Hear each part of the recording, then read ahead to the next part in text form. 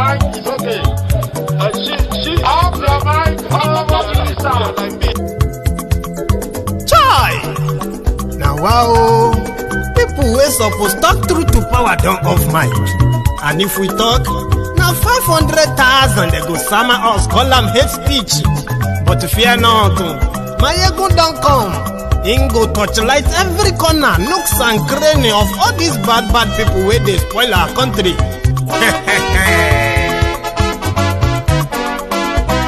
So my people make we laugh, my ego don't come, my people make we shout, my ego don't come, my ego don't come, man of the masses, my ego don't come, political, this one not the off in mind. And in the touchlight every corner. Okay, some people be they holla say they want the power. Chai, them be promise us say we go get light and power. Them hustle sote they can't get the power. But now they know they do anything with the power. Every day, dollar just they get the higher power over naira. Still them talk say make we off mind. But thank God say my ego don't come. So my people make you ladder. My ego don't come. My people make we shout. My ego don't come. My ego don't come, man of the masses. My ego don't come. Political, this one not the off in mind. Person where they do evil, no one make person talk.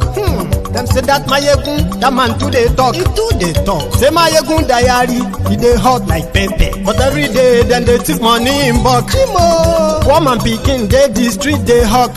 Still them talk say make we no talk, but thank God say my ego don't come. So my people make you laugh, my ego don't come, my people make you shout, my ego don't come, my ego don't come, man of the masses, my ego don't come, my ego diary political, my ego don't come. This man not the off in mind.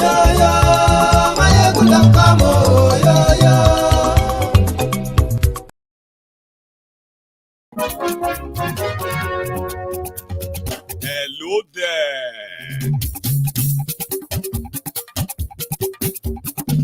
Ayegun la wa mo do.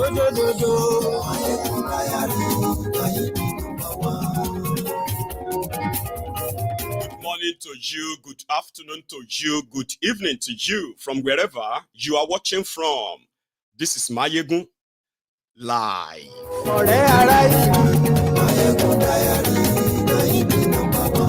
Lórí Facebook, lórí YouTube.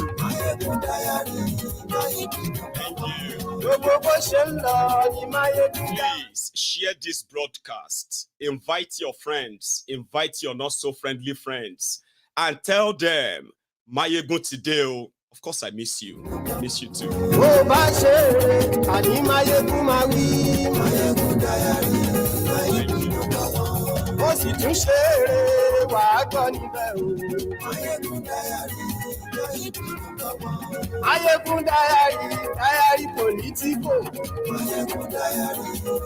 Read the caption of the broadcast, by the way. Read the description as well. I've got loads of stuff to share with you tonight.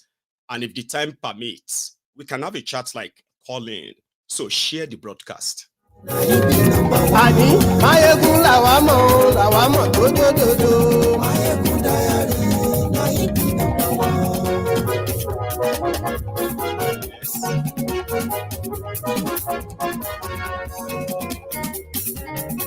Ani esuraki.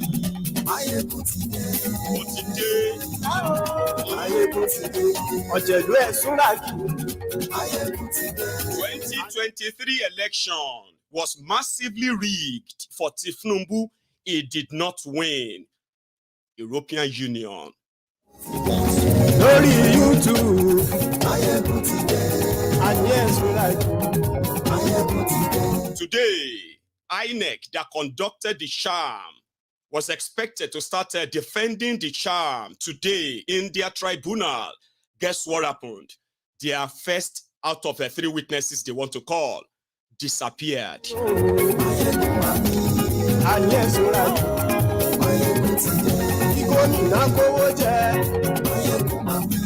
Meanwhile, if you have not read the body or the description of this broadcast, please do, because tonight we are also going to let you know that the VAT increase that you have been reading about, the traders, market traders, hairdressers, welders, and the rest of you that earn money out there, you will pay according to Kolu. Ragi.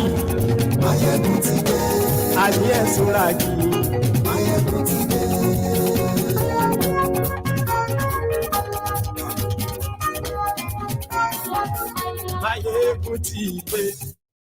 Motideo.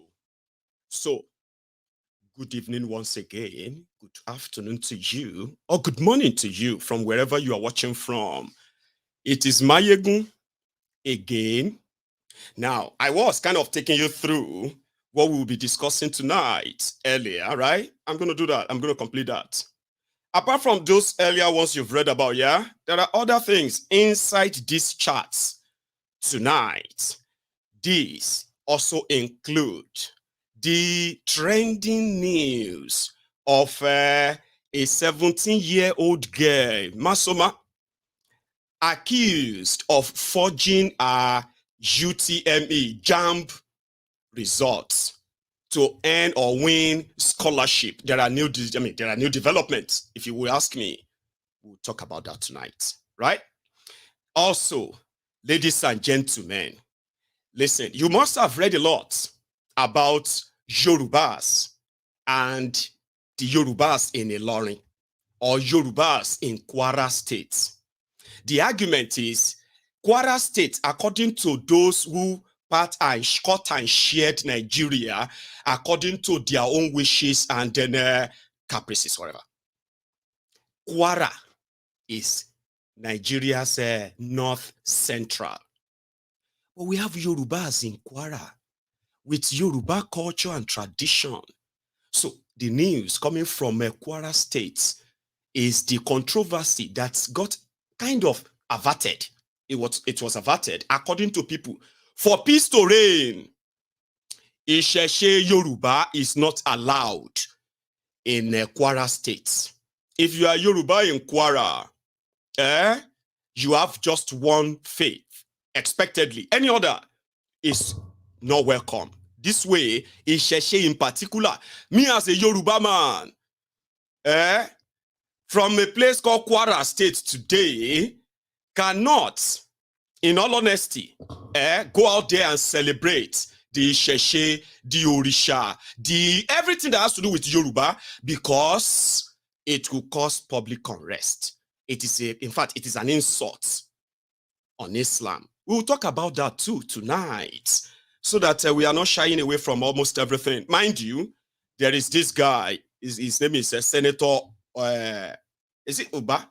And no, Uba or something like that, who just said that he is going to arm his own group of people to go after, according to him, the unknown gunmen in eastern Nigeria. He dressed like a commando. A lot. It's cooking, isn't it? So yeah, thank you very much if you have joined this so far. Do me one favor, okay? I mean, that's something that tells me you are here, all right? If you are watching me on Facebook, okay, do your best and share this if Facebook will let you, okay? Like the broadcast. Then if you are watching on YouTube, right, take a moment, leave that comment section for a moment, and just like the video, just once. And then you can continue with other chit chat and all that in the comment section. It shows that you are here, okay, and not a robot. Now, we're going to get started. So thank you once again, everyone. And as we do on Mayegun's Diary Political, we'll be taking this conversation one after the other, and I can be switching between all of them. My message tonight is just one thing. is to tell you again and again why Nigeria is not working, why Nigeria will never work. And when I finish presenting this, you know what? Whatever you make of any of this information is completely up to you. All right? You know, primarily we all agree. The problems facing Nigeria is not spirit of God or whatever made. Every challenge that Nigerians are facing today, be it economy, be it security, whatever you are facing, including in your relationship, if you pay attention very well, you will realize that maybe one thing may have led to one thing to another thing, then to another, but the genesis of it all can be traced to these criminals parading themselves as the ruiners of Nigeria. Ridiculous, yeah? Now, take a look.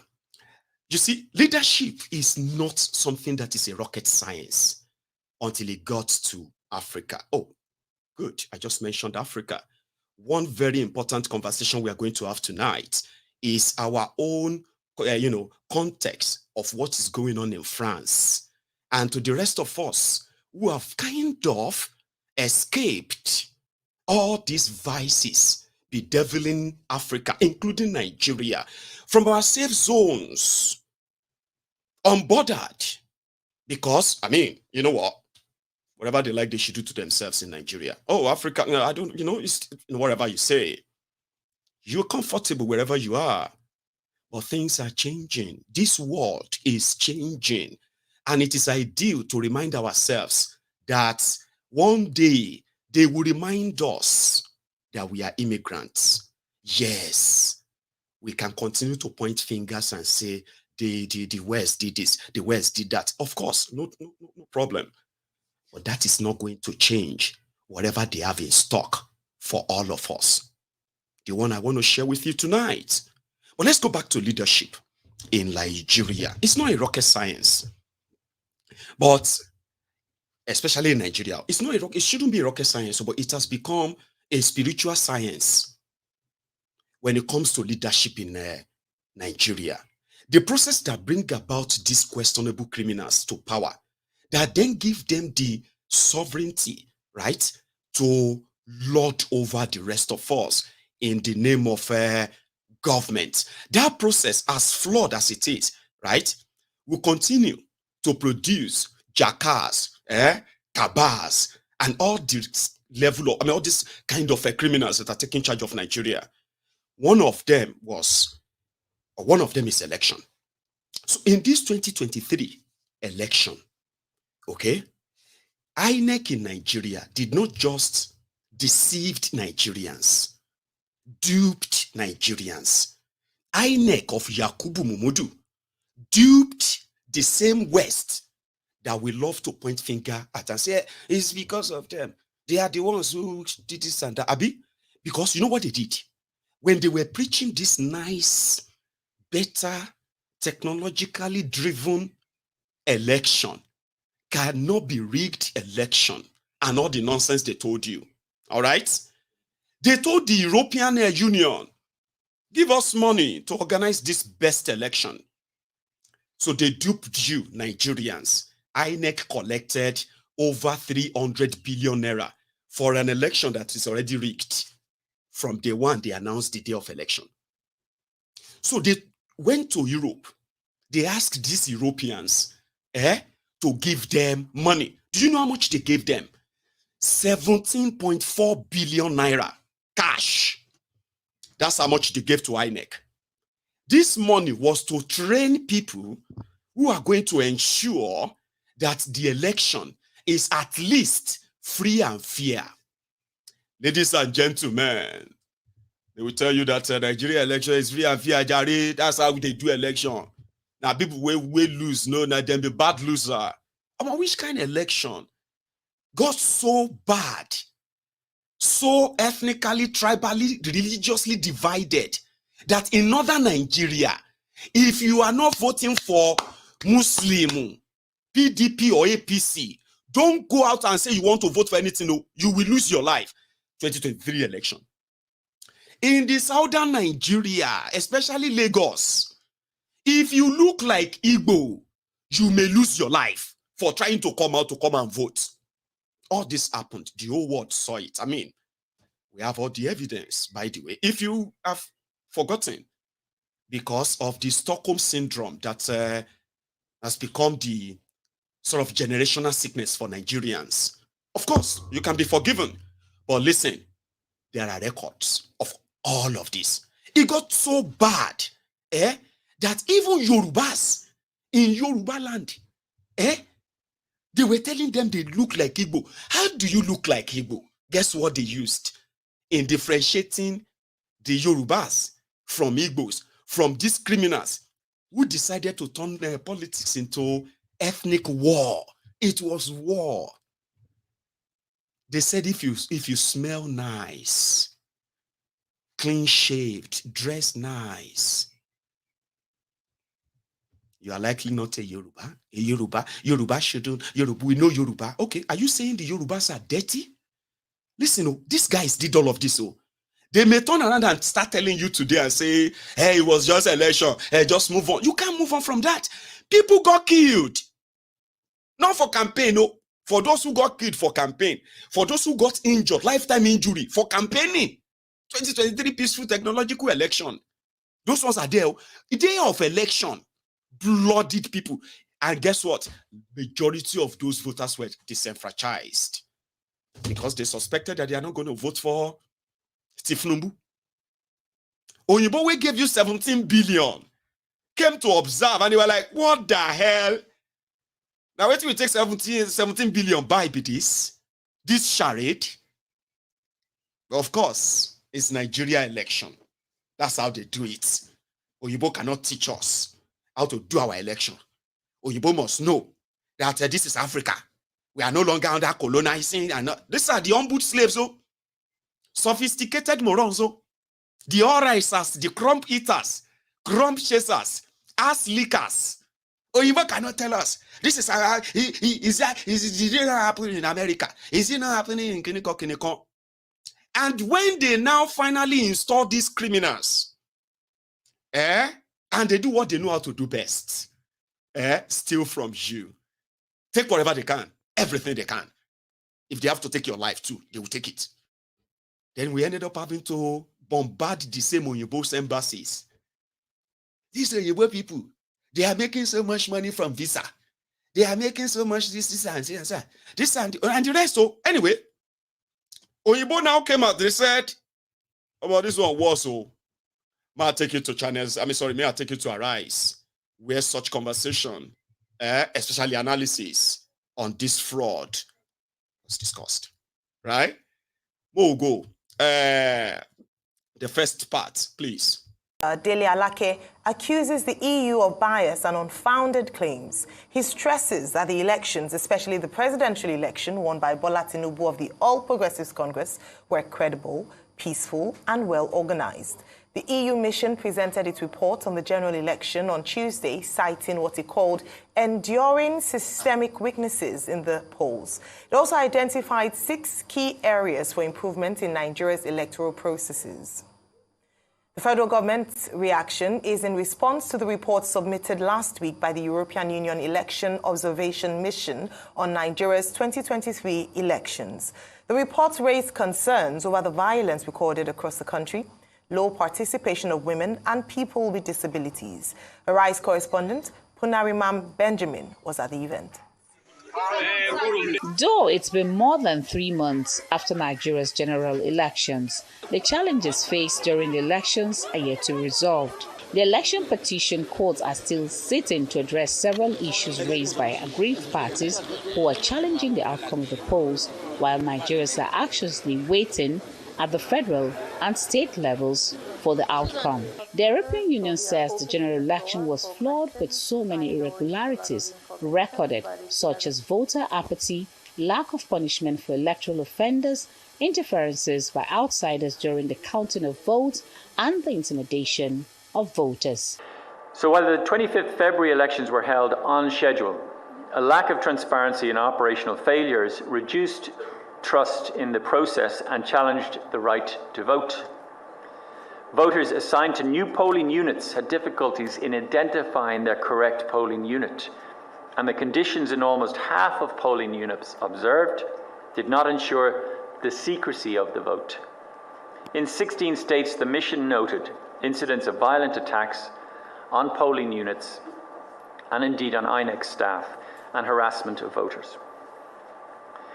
The counting procedures were negatively impacted by overall poor understanding, particularly in completing forms, and chaotic and overcrowded conditions in collation centres observed. Some of the recommendations by the European Observation Mission includes the protection of voters in future elections, establishing a robust operational framework for elections, and addressing impunity through an electoral offences court.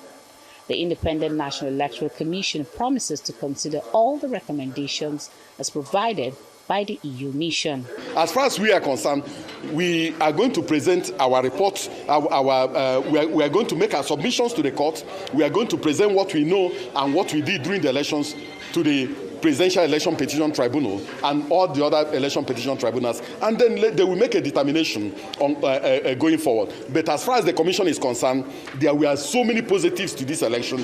There were also significant challenges and problems with the election. We are going to address those challenges and those problems. The EU delegation also visited the Secretary to the Government of the Federation, George Akume, and submitted a copy of its report to the Nigerian government. The SGF is calling for more support from the EU to promote Nigeria's democracy. Punaraman Benjamin, Arise News. All right, Rufai, the report is out last week, actually, but what's making headlines, of course, today is the fact that the presidency has responded to the spokesperson to the president, Mr. Dele Alake. So there's the report. What's your take on the story? I saw the response of the presidential spokesperson, and I laughed. Humor. Pure humor. You rebuff a report, but you don't have empirical analysis to point out the holes in the report. And you didn't rebuff it. You said it was a badly done job. No, the EU report was a well-done job. Kudos to the EU for empirically analyzing what happened in the elections and putting a report out there. A lot of Nigerians want to forget the trauma of the last elections. An election that promised so much but delivered so little. Is it the same elections that people were divided in Lagos? That town criers were coming out to tell people not to come vote? Is that same elections where people were beaten, blue, black, were hurt, and there was rancor everywhere? That our journalists, Okpe, where are you? Okpe was beaten and punched in the face for going to cover an election? Is this same election that somebody is trying to defend? This same election that we saw what happened in Obiakpo, we became a butt of jokes by the international community. This same election that on the 1st of March, Financial Times wrote Nigeria's flawed elections. Same election that people didn't want to come. Been able to defend. They can't defend it. That's the problem. And because of this election, Nigeria is more divided to the point that even the people they declared winner, they are declaring war on any Nigerian that says that he didn't win, like for you. But unfortunately, the decisions of the same, decision of the criminals, Tifnumbu and gang, the consequences of that is not even sparing those who supported the fraud.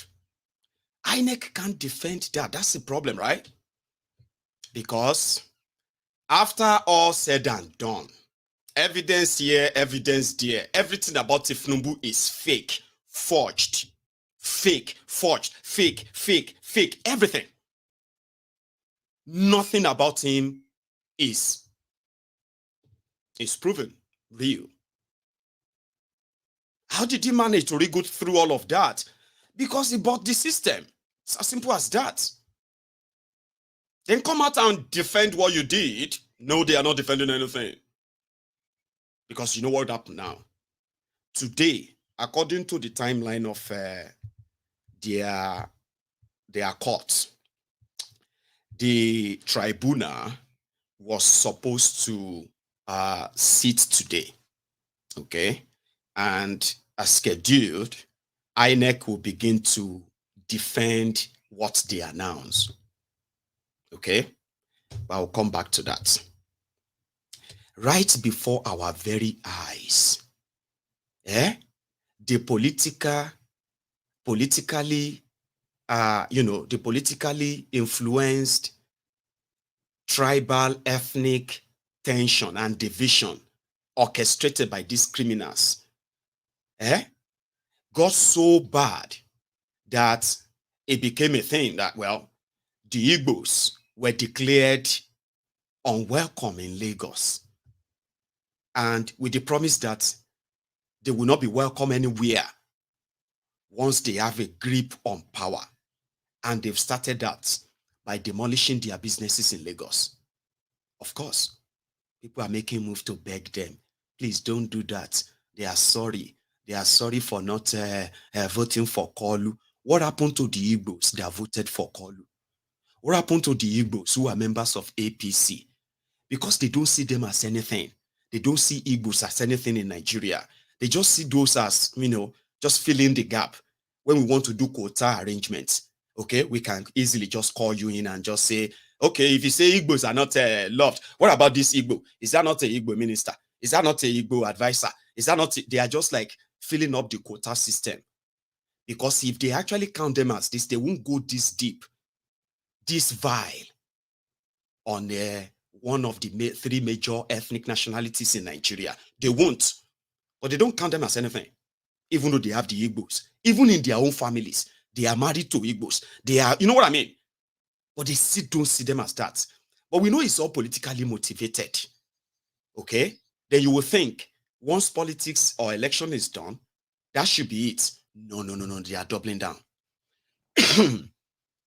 Because they have to teach the Igbos a lesson. But if you want to teach them a lesson, then you at least must win an election that gives you the kind of that power. Because that's what Nigeria is, turn by turn Nigeria Limited. Okay? So if they say Milokon, Yoruba Lokon, it's not actually because of Yorubas. It is for them and their fellow friends, thieves, who have been what? Using the Yoruba slot in Nigeria projects, which has never resulted into better lives for the Yorubas, more jobs for them, or anything at all that differentiates the Yorubas from the rest of Nigeria when you are talking about the Shina KPI that they call them. No benefit, no nothing. But they are feeding fat on that meal ticket. They are Yorubas. They are speaking for Yorubas. They are Yoruba this and that all this while. So, same thing with Bokwari. He's Fulani, he's Muslim, he's a northerner, he's speaking for the north, he's speaking for Muslims, he's representing the Fulanis. Can you now tell me that the lives of the Muslims in northern Nigeria, the lives of the northerners, the lives of the Fulanis, tell me they are better than the rest of Nigeria? Anyway, if you want to punish anybody, use that. At least you must at least win an election genuinely, not this way, so flawed. So INEC was expected to come and defend what they announced. Remember, they have started talking Jaku already. They have started there, kind of, when these guys, Atiku and Obi, when they are presenting their evidence to this same tribunal that all of us have seen and we've documented as well, INEC was, to the point that INEC was objecting to their own results. Are you with me? Results that INEC printed and they gave to APC, gave to PDP. They gave to APC. They gave to Labour Party. That is, they gave to Atiku, Obi, and Tinubu. Same results. But when they are presenting them as exhibit evidence in this their court case, INEC, Tinubu, Shetima, APC, all their lawyers, they were objecting to it. But INEC in particular objected. Objection, my lord, don't take that as evidence. Why? That's yours. We'll explain later. My lord, don't take it. Anyway, they gave them 10 days. So 10 days ago, Obi Atiku, they closed their own case. INEC was expected to walk in today, and use their own 10 days or so, okay, to present their own evidence that is contrary to the petition from PDP and Labour. But when INEC lawyers walked into the courtroom today, exactly 9:38 a.m. this morning, right? The drama started. It was pretty much like they are unprepared, like, when you're just walking into a place and you are like, what's going on? What's going on here? And people are like, we are here because of so. Oh, okay. Oh, it's today? Yeah, it's today now. We are here. Everybody is here. So the judges came out and they called INEC. And let me tell you what this simply means, right? You remember that when this Obi and Atiku were presenting their evidence, they also presented witnesses. Now, when they were presenting all of this, they were cross-examination, okay? Which was like, everybody knows who said what and when, okay, on record. So that's exactly what is expected of INEC. INEC will come with their own documents about the elections, okay? They will present witnesses that will also back them. Then Tinubu will bring out his own evidence too. The same result that Obi and all of them have, okay? And the result with Tinubu as well and all of whatever they are, okay? They will come with their own evidence, all right? And then they will come with their witnesses too. Now, what would then happen is PDP, that's Obi and Atiku, their lawyers, they will now scrutinize whatever Tinubu and INEC are presenting, okay? So they will scrutinize that, cross-check and all of that. So when INEC, Tinubu and the rest present their own witnesses, Obi and Atiku's lawyers, they will cross-examine them, okay? So after that, when all of them have done that, that is INEC, Tinubu, Shitimano, APC, when they've done their own, their lawyers will now come and address the courts. Based on everything they've both presented so far, they will now present an argument, which is, this is why we want this court to remove Tinubu, disqualify him. This is why, you know what I mean? Then Tinubu and INEC lawyers too, they will now present their own arguments and say, after all the evidence we have presented, this is why we said Tinubu won. And we want this court to legitimize that, as in, you know what I mean, to declare Tinubu winner. So after all this are done, the court and the judges, they will now go into their inner chambers. They will now say, give us until so date. We are going to announce our judgment. So that can take another week, 2 weeks, 3 weeks, 2 months. Okay, maybe no months because they are timed. So today should have been the beginning of INEC presenting evidence of how Tinubu won the election. This past weeks, you have been reading on how Tinubu didn't win. Okay? So this Monday should have been the time for INEC to start telling us how Tinubu won. Unfortunately, when the court sat and was seated and all that, INEC lawyers said, we are sorry. We're planning to present 3 witnesses. So we plan to present 1 today, 1 tomorrow, and another 1 the day after. So we don't have much to say. But unfortunately, we have not been able to reach our witness that is billed to attend court today. How? What does that mean? I told you something before. I said the interesting part of their tribunal or court charade is that, you see, presenting evidence, no matter how convincing this evidence are, as much as you all know, clear as day, in this their presidential tribunal stuff, the only thing they are looking for is technicality to throw it out. You see all those drama, judges saying this and all of that, everything looking good when the petitioners are presenting their case. That is the only reasonable part of the whole process from this moment on, it is going to be, oh dear, how do you describe shameless or shameful art? I don't know how to, I'm looking for the right word, but you get what I mean. It is going to be so shabbily handled that you will begin to see what I have been telling you.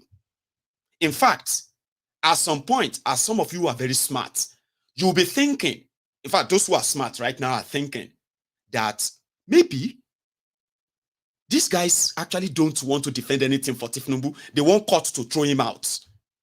I said, don't get carried away. Okay, that's how they do it. INEC will show so much insubordination.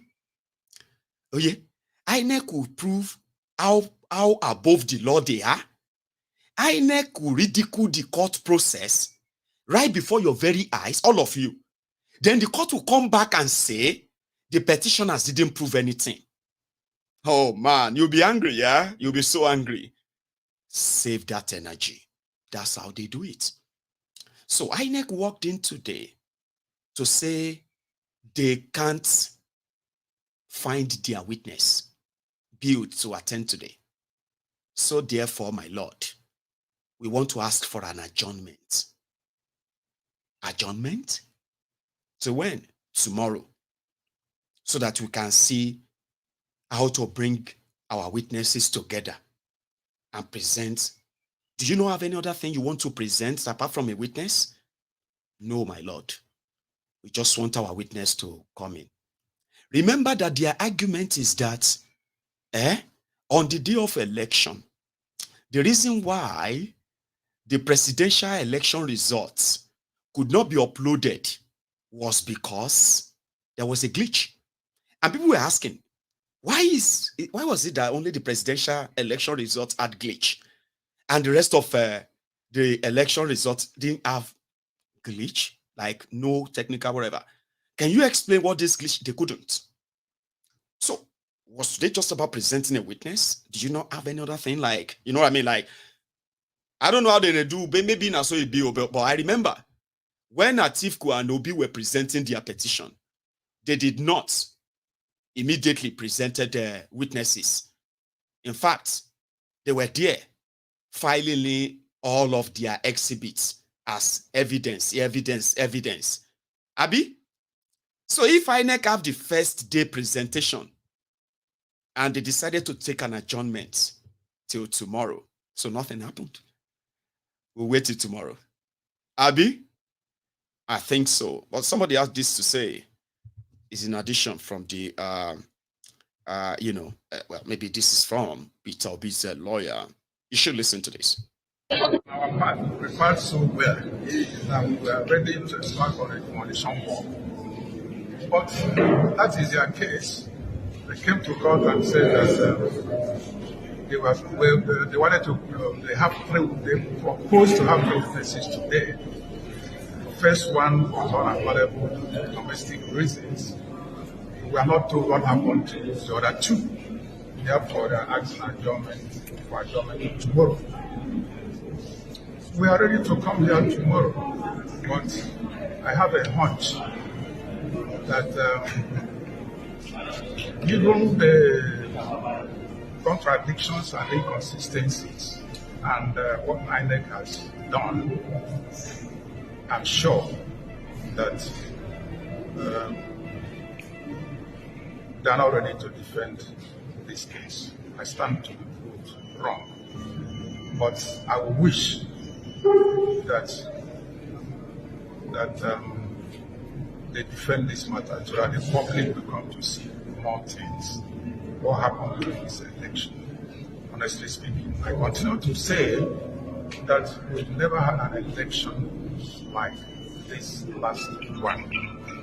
I stand to be contradicted, but the choice is theirs to call a witness or not to call a witness or witnesses. For us, we are ready. Thank you very much.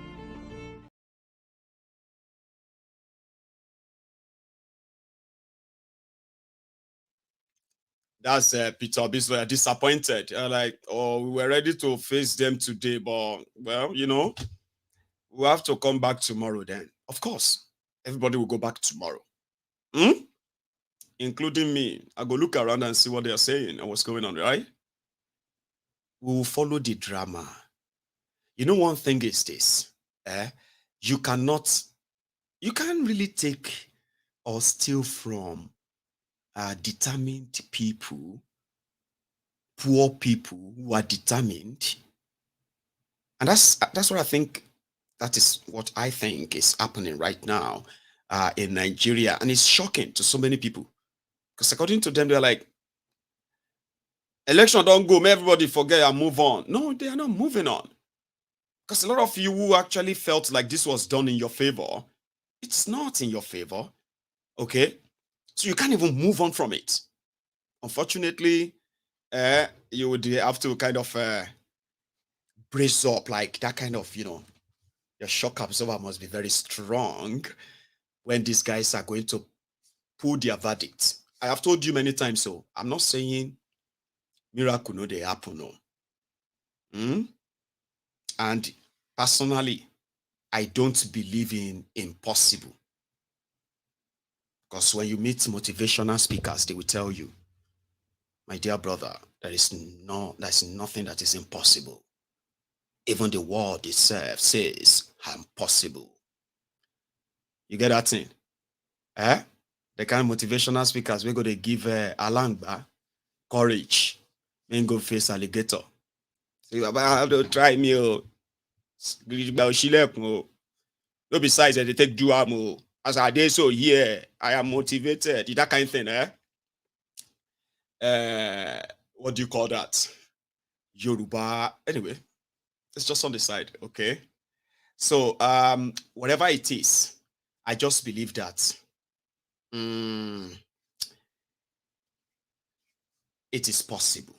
And I will be one of those, okay? That will be so shocked if they let all the evidence, indeed, in the face of the law, if they let them pass. It shouldn't be this difficult, but it is Nigeria, okay?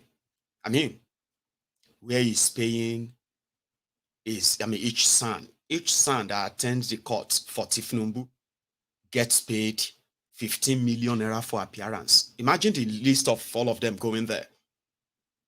So they will find anything to get the drug lord freed and legitimize the illegitimacy. If the courts now turn around and they actually use the evidence that we know and they follow their law by sincerity, even me self go join you celebrate, say, na so na true. In Yoruba land, there is a saying, they said, Nkota ma fi pa itan, ile aye la ma ba. You know that whatever we are going to use in telling a story will have to be what you encounter on this earth. You can't encounter something and start telling story about heaven and all that. Doesn't make sense. So every story you're going to tell in your life are going to be what you or somebody encountered. So yeah, this one could be one of it, but it is Nigeria. I don't get that tiny courage, to give any institution in Nigeria a benefit of the doubt. I know some of you still get your stuff where you say they kind of say, you will see, don't worry, watch out. See, I dey watch. I no just get time for my chain to look at any institution in Nigeria, any of them, and say, this one is still better. In fact, I trust this one better. They play. But I am not ruling out those of you who get that strong faith too. We know better. But when it finally happen, you probably should be my friend. The purpose is not to mock you. The purpose is to kind of let you see why some of us, we no get time, no day our gene anymore to give anything about Nigeria a benefit of the doubt. Don't be say we wish Nigeria bad, okay? Not us destroying Nigeria. These criminals are doing it, okay? And when you know that you are destroying something, it doesn't kind of get destroyed immediately. It takes time, gradually. So eventually, right, it's going to be seen by everybody. So some of us who are seeing all of that, we just know one day, they tell ourselves, say, maybe this one will be different. Show Shireni.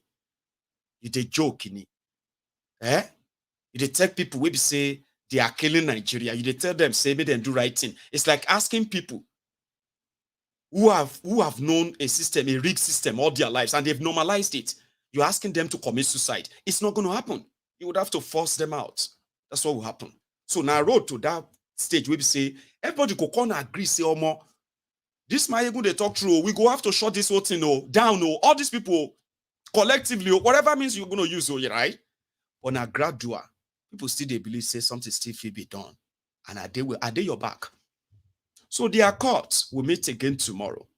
Okay? And I'll tell you what happened after. But away from courts now, let's talk about life now. Right? I mean, remove politics, remove every other thing you've probably that has pitted you against one another. Let's talk about life. How has life been treating you recently? I mean, should we use data to buttress this to kind of knock it on better, yeah? Or I should just continue? Don't worry, I'll use data.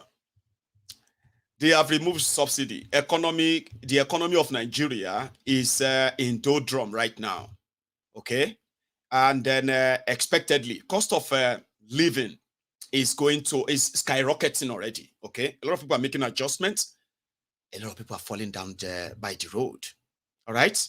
But on the other hand, they are saying that, whatever it is you are going through right now, kind of see it as a sacrifice, okay? Like, it's temporary. Now, me, Mayegun, I am saying it to you. Omo Yami is not temporary. You will find your way out of it. Okay? 8 years ago, now these same rogues, right, told you all you needed was change. And when they started, including their vuvuzelas, some of them are dead now. Not like dead, though. Some are dead. Others that are dead, they're like half dead, walking dead. Sure you get. But those who have managed to scrap whatever they could scrap from the table or the desk of their criminal leaders, who are still managing to kind of say here and there. They told people to relax. Okwari is going to change Nigeria. I love reminding you. Yeah, I love reminding you. Don't tell me, Mama, you're going to forget that one. Let us move on. Show Shiri. Let's move on. Show. O monkey. Sorry, only can move on. Show you back gates.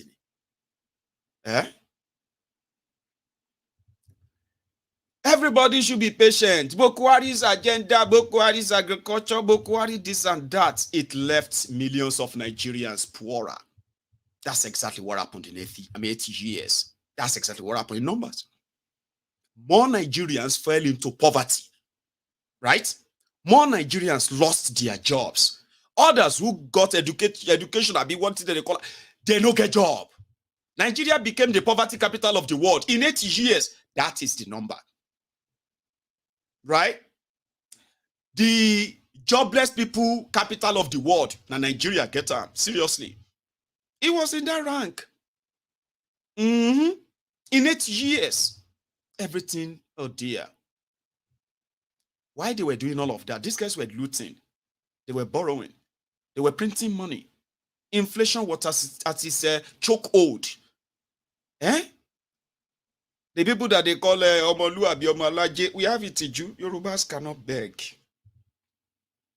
No matter what happened in this country, in Jesus' name is going to favor my family. I remember all those. Oh, he go favor my family.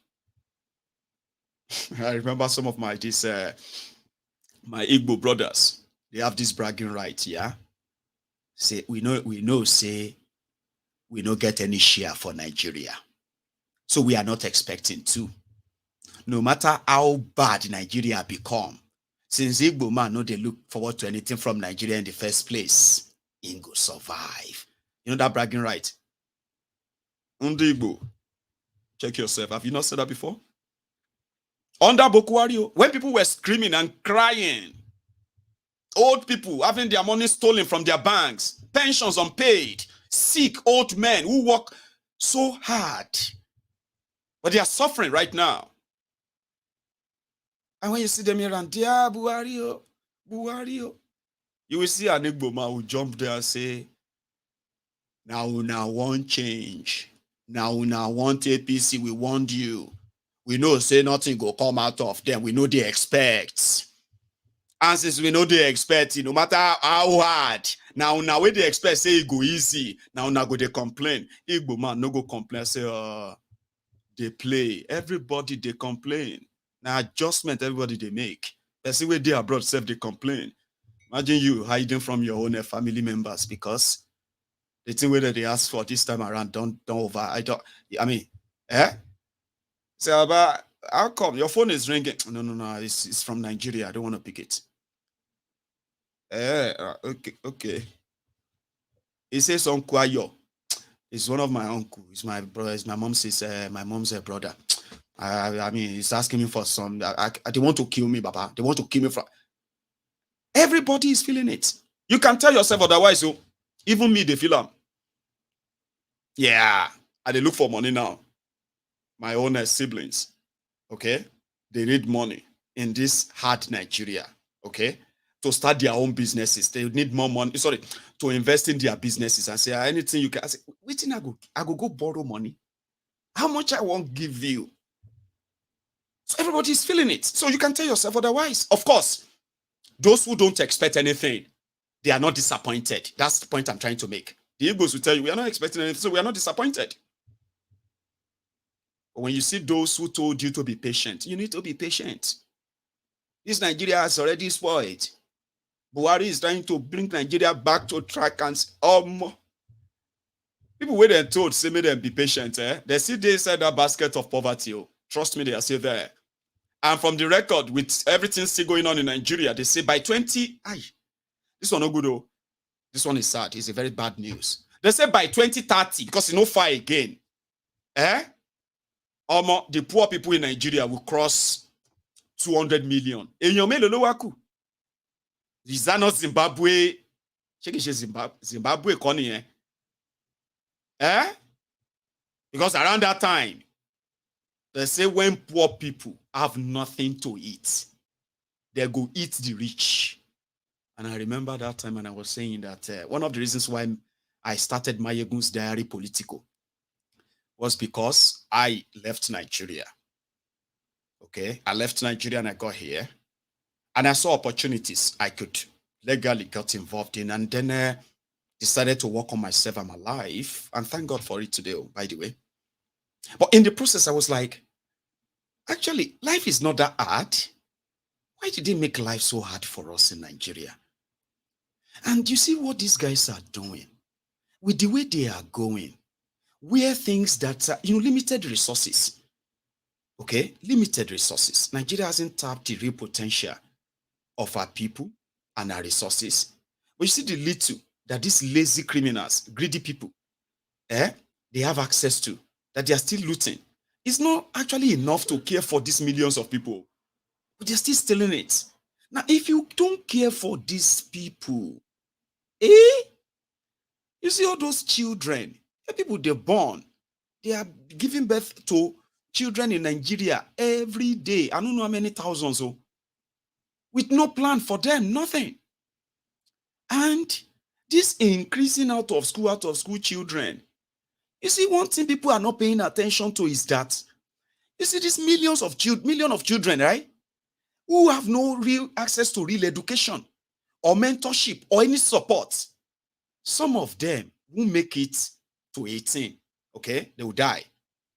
Others that make it to 18, life would have shaped them in a way that the normal 18 years old, like you say, the shege that you see 18-year-old boy in Nigeria telling you the shege he has seen. If they call his own age mate, 18 years old in America, that is still fighting for the latest version of iPhone, latest version of Xbox, latest version of this and that in America, and you put that beside 18-year-old in Nigeria. So, and I said, that is dangerous. Because you know what will happen? What will happen? I saw this years ago. A lot of us who left Nigeria because of these failed criminals and the leadership, we thought we would find a better life elsewhere, build a life for ourselves, our family, do as much as possible to stay a little bit above water, the water that the Nigerian criminals are dipping Nigerians into by their policies and their corruption. So I said, now, after 10 years, 15 years, you have now reached the climax of your dream. I'll tell you what I mean. A lot of us today, what we have today, after we left Nigeria, they used to be things we were dreaming about. Tell me I'm lying. A lot of us, a lot of you watching me right now from outside Nigeria, with the blessings you have kind of amassed, whether it is in education, in business, in your work or professional life, since you left Nigeria, you can say some of the things you have today, they used to be things you dream about. I want to have a family. I want to have a nice car. I want to have a great house. I want to be able to travel the world. I want my children to have better education, safe environment. You have everything now. Yes, you do. But you know, the last 10 years, 20 years that you have been building that life for yourself and your family, now you have everything. You know that last 20 years that these criminals have abandoned the same children that were born 20 years ago, no real education, adulterated education, okay? No opportunity per se, like subjected to the life that is so mean, and it's only life they have known. They are growing up and they are asking, why can't I have that? Why do these people have this and I don't have that? It's because you are poor. You can't have that.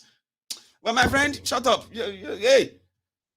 So one day you will be driving in that your nice car with your beautiful family, okay, on that same Nigerian road where you are seeing yourself above water, and some of these children would have grown up too, 20 years, 25 years old. No future, no plan, no nothing. Some of them no education. But they want to survive. They have been struggling to actually stay alive to get to those age. All they have known all their lives are hardship. Now, there you are. With this entitlement mentality that, look at them. Look at them, they are so happy in their own car. They must be one of those stealing our money. You didn't steal money. You left Nigeria. Okay? But here you are, back to the motherland, I've been a fatherland. You could become a prey, a target, a victim of the children they abandoned. So if you're living abroad and you are supporting any of these criminals, good for you. Okay? But if you can think very well, you are not doing yourself any favor. Nobody is doing himself or herself any favor defending any of these rogues. Okay? We are just setting our own, the day of death in it. And I just pray that it will be peaceful. If any of us come across all these calamities that these guys have actually like enshrined in Nigeria or entrenched in Nigeria. That was when I started my Ignorance Diary Political, to tell people that you cannot think you have escaped Nigeria because you live abroad. You could afford anything. Majority of what we talk about in Nigeria doesn't affect me. To some extent, they don't affect my family. But does that spare my family? Of course not. Does that spare yours? I don't think so. Right? Now, the more it gets, kind of things get so bad and worse, the more you can be kind of take it serious. That it is not a banter. I told people, politics is not game. People will tell you, this is a game. Politics is a game, and you have to know how to play. Politics is not game. This is something that has to do with life and death. If you are going to have access to better healthcare system, if you are having any serious health problem, and you know that with the system you have in place, responsible leadership, at least you stand in chance of being alive than dying because of 10,000 naira. You know what I mean? That you could live in a place that is safe enough, prosperous enough for you to maximize that and become, become a better citizen, somebody that contributes to that society. But unfortunately, a lot of people don't see it that way, which is sad. It is. But now, it is just going to get worse. So the report we have received is that the federal government of Kolu is now going to start taxing the market traders in Nigeria. Okay. Market traders in Nigeria are people who you can call the informal sector. They pay taxes to local government areas. They pay taxes. They give them tickets here and there. But unfortunately, those tickets don't go, they are not really from government. They are just called job for the boys. Okay? Let me tell you how that works. In Nigeria, if you buy a car, you are expected to have the document that says this car is yours. How the car got into Nigeria shouldn't be your business. Okay? A dealer who sold you a car with the right paper, right, is responsible for the products he sold you. And if there's any question at all, the dealer should be held responsible, but that is not in Nigeria. So when you buy a car, you have to do one thing to make sure that those who are going to kind of tax you here and there from buying that car, and at the end of the day, you will think, you need driver's license, you pay for that to government. I mean, some people have to bribe people to get that, okay? You don't really have to go and drive and do the test and all that, okay? Then, you got all the papers. Then somebody in a local government may feel like, how do I reward Kamilu and his boys to take money from you for having a car? Okay. For the road maintenance, tickets, you will need to pay 500 naira. You see, that 500 naira, normally you would think, okay, I'm paying 500 naira to the government. No, you are not. It's just called job for the boys. Okay? 500 naira, that's not much now. I'll pay it. I'll take the document. That 500 naira will now go into the hand of a demand they gave the contract to. The contract is any money he makes from that money, from collecting 500 naira from you, he will take 60% or 70%. Then he will pay 30% to the account of the Oga that gave the contract, mostly the state chairman, the local government chairman or the governor. I use that as an example. So in the local government, they have different tickets from the local government. Okay? I am from Ijebu. I can tell you that for free. It's different from Lagos. So they are about to use the template of Lagos for you now. So in Ogun State, for example, they have a body that is taking money for advertisements, outdoor mobile advertisements. So if you have a car and you write the name of your business on that car, okay, you will need to take a permit for that. Okay. Now that outdoor, this agency, you will think it's government agency. No, it's not. Job for the boys. Every money realized from you having to pay for that sticker goes into different hands. Once they get them, they share them. So then they will say, oh, you need to have a waste bin in your car. Have you encountered that? They will arrest you because you don't have a bin basket. You don't have a waste basket in your car. Job for the boys. To you, they will say it's a revenue. They are trying to raise revenue for government. The reason why you don't see any revenue is what I'm breaking down for you now. So you need basket in your car. If they stop you and you don't have a basket in your car, you will pay a fine. you need to have fire extinguisher in your car. If they stop you and you don't have a fire extinguisher in your car, they will find you. You have to bribe them. On and on and on, like things like that, that will actually take from you. But whatever they take from you is not going to the cover of government. Okay? Even if they tell you to go and pay it to the bank, fuck that. So in Lagos, no matter all this local government tax, this one tax, anybody can stop you and take money from you. It's a tax. They don't go to government. Okay? So they are bringing a tax of 7.5%. So if you go to the market and buy vegetable, Mama L4, the vegetable woman, or the anything where you want to go buy, she will remit 7.5% of that value of that thing to federal government of Nigeria. So don't be surprised. The first daughter of the Federal Republic of Nigeria, Folashade Tinubu, she has told you there is going to be office of the first daughter and the Yaloja General of Nigeria. Remember, late Alaja Abibatu Mogaji, Tinubu's, adopted mother. She became the Yaloja General of Lagos when Tinubu became governor of Lagos.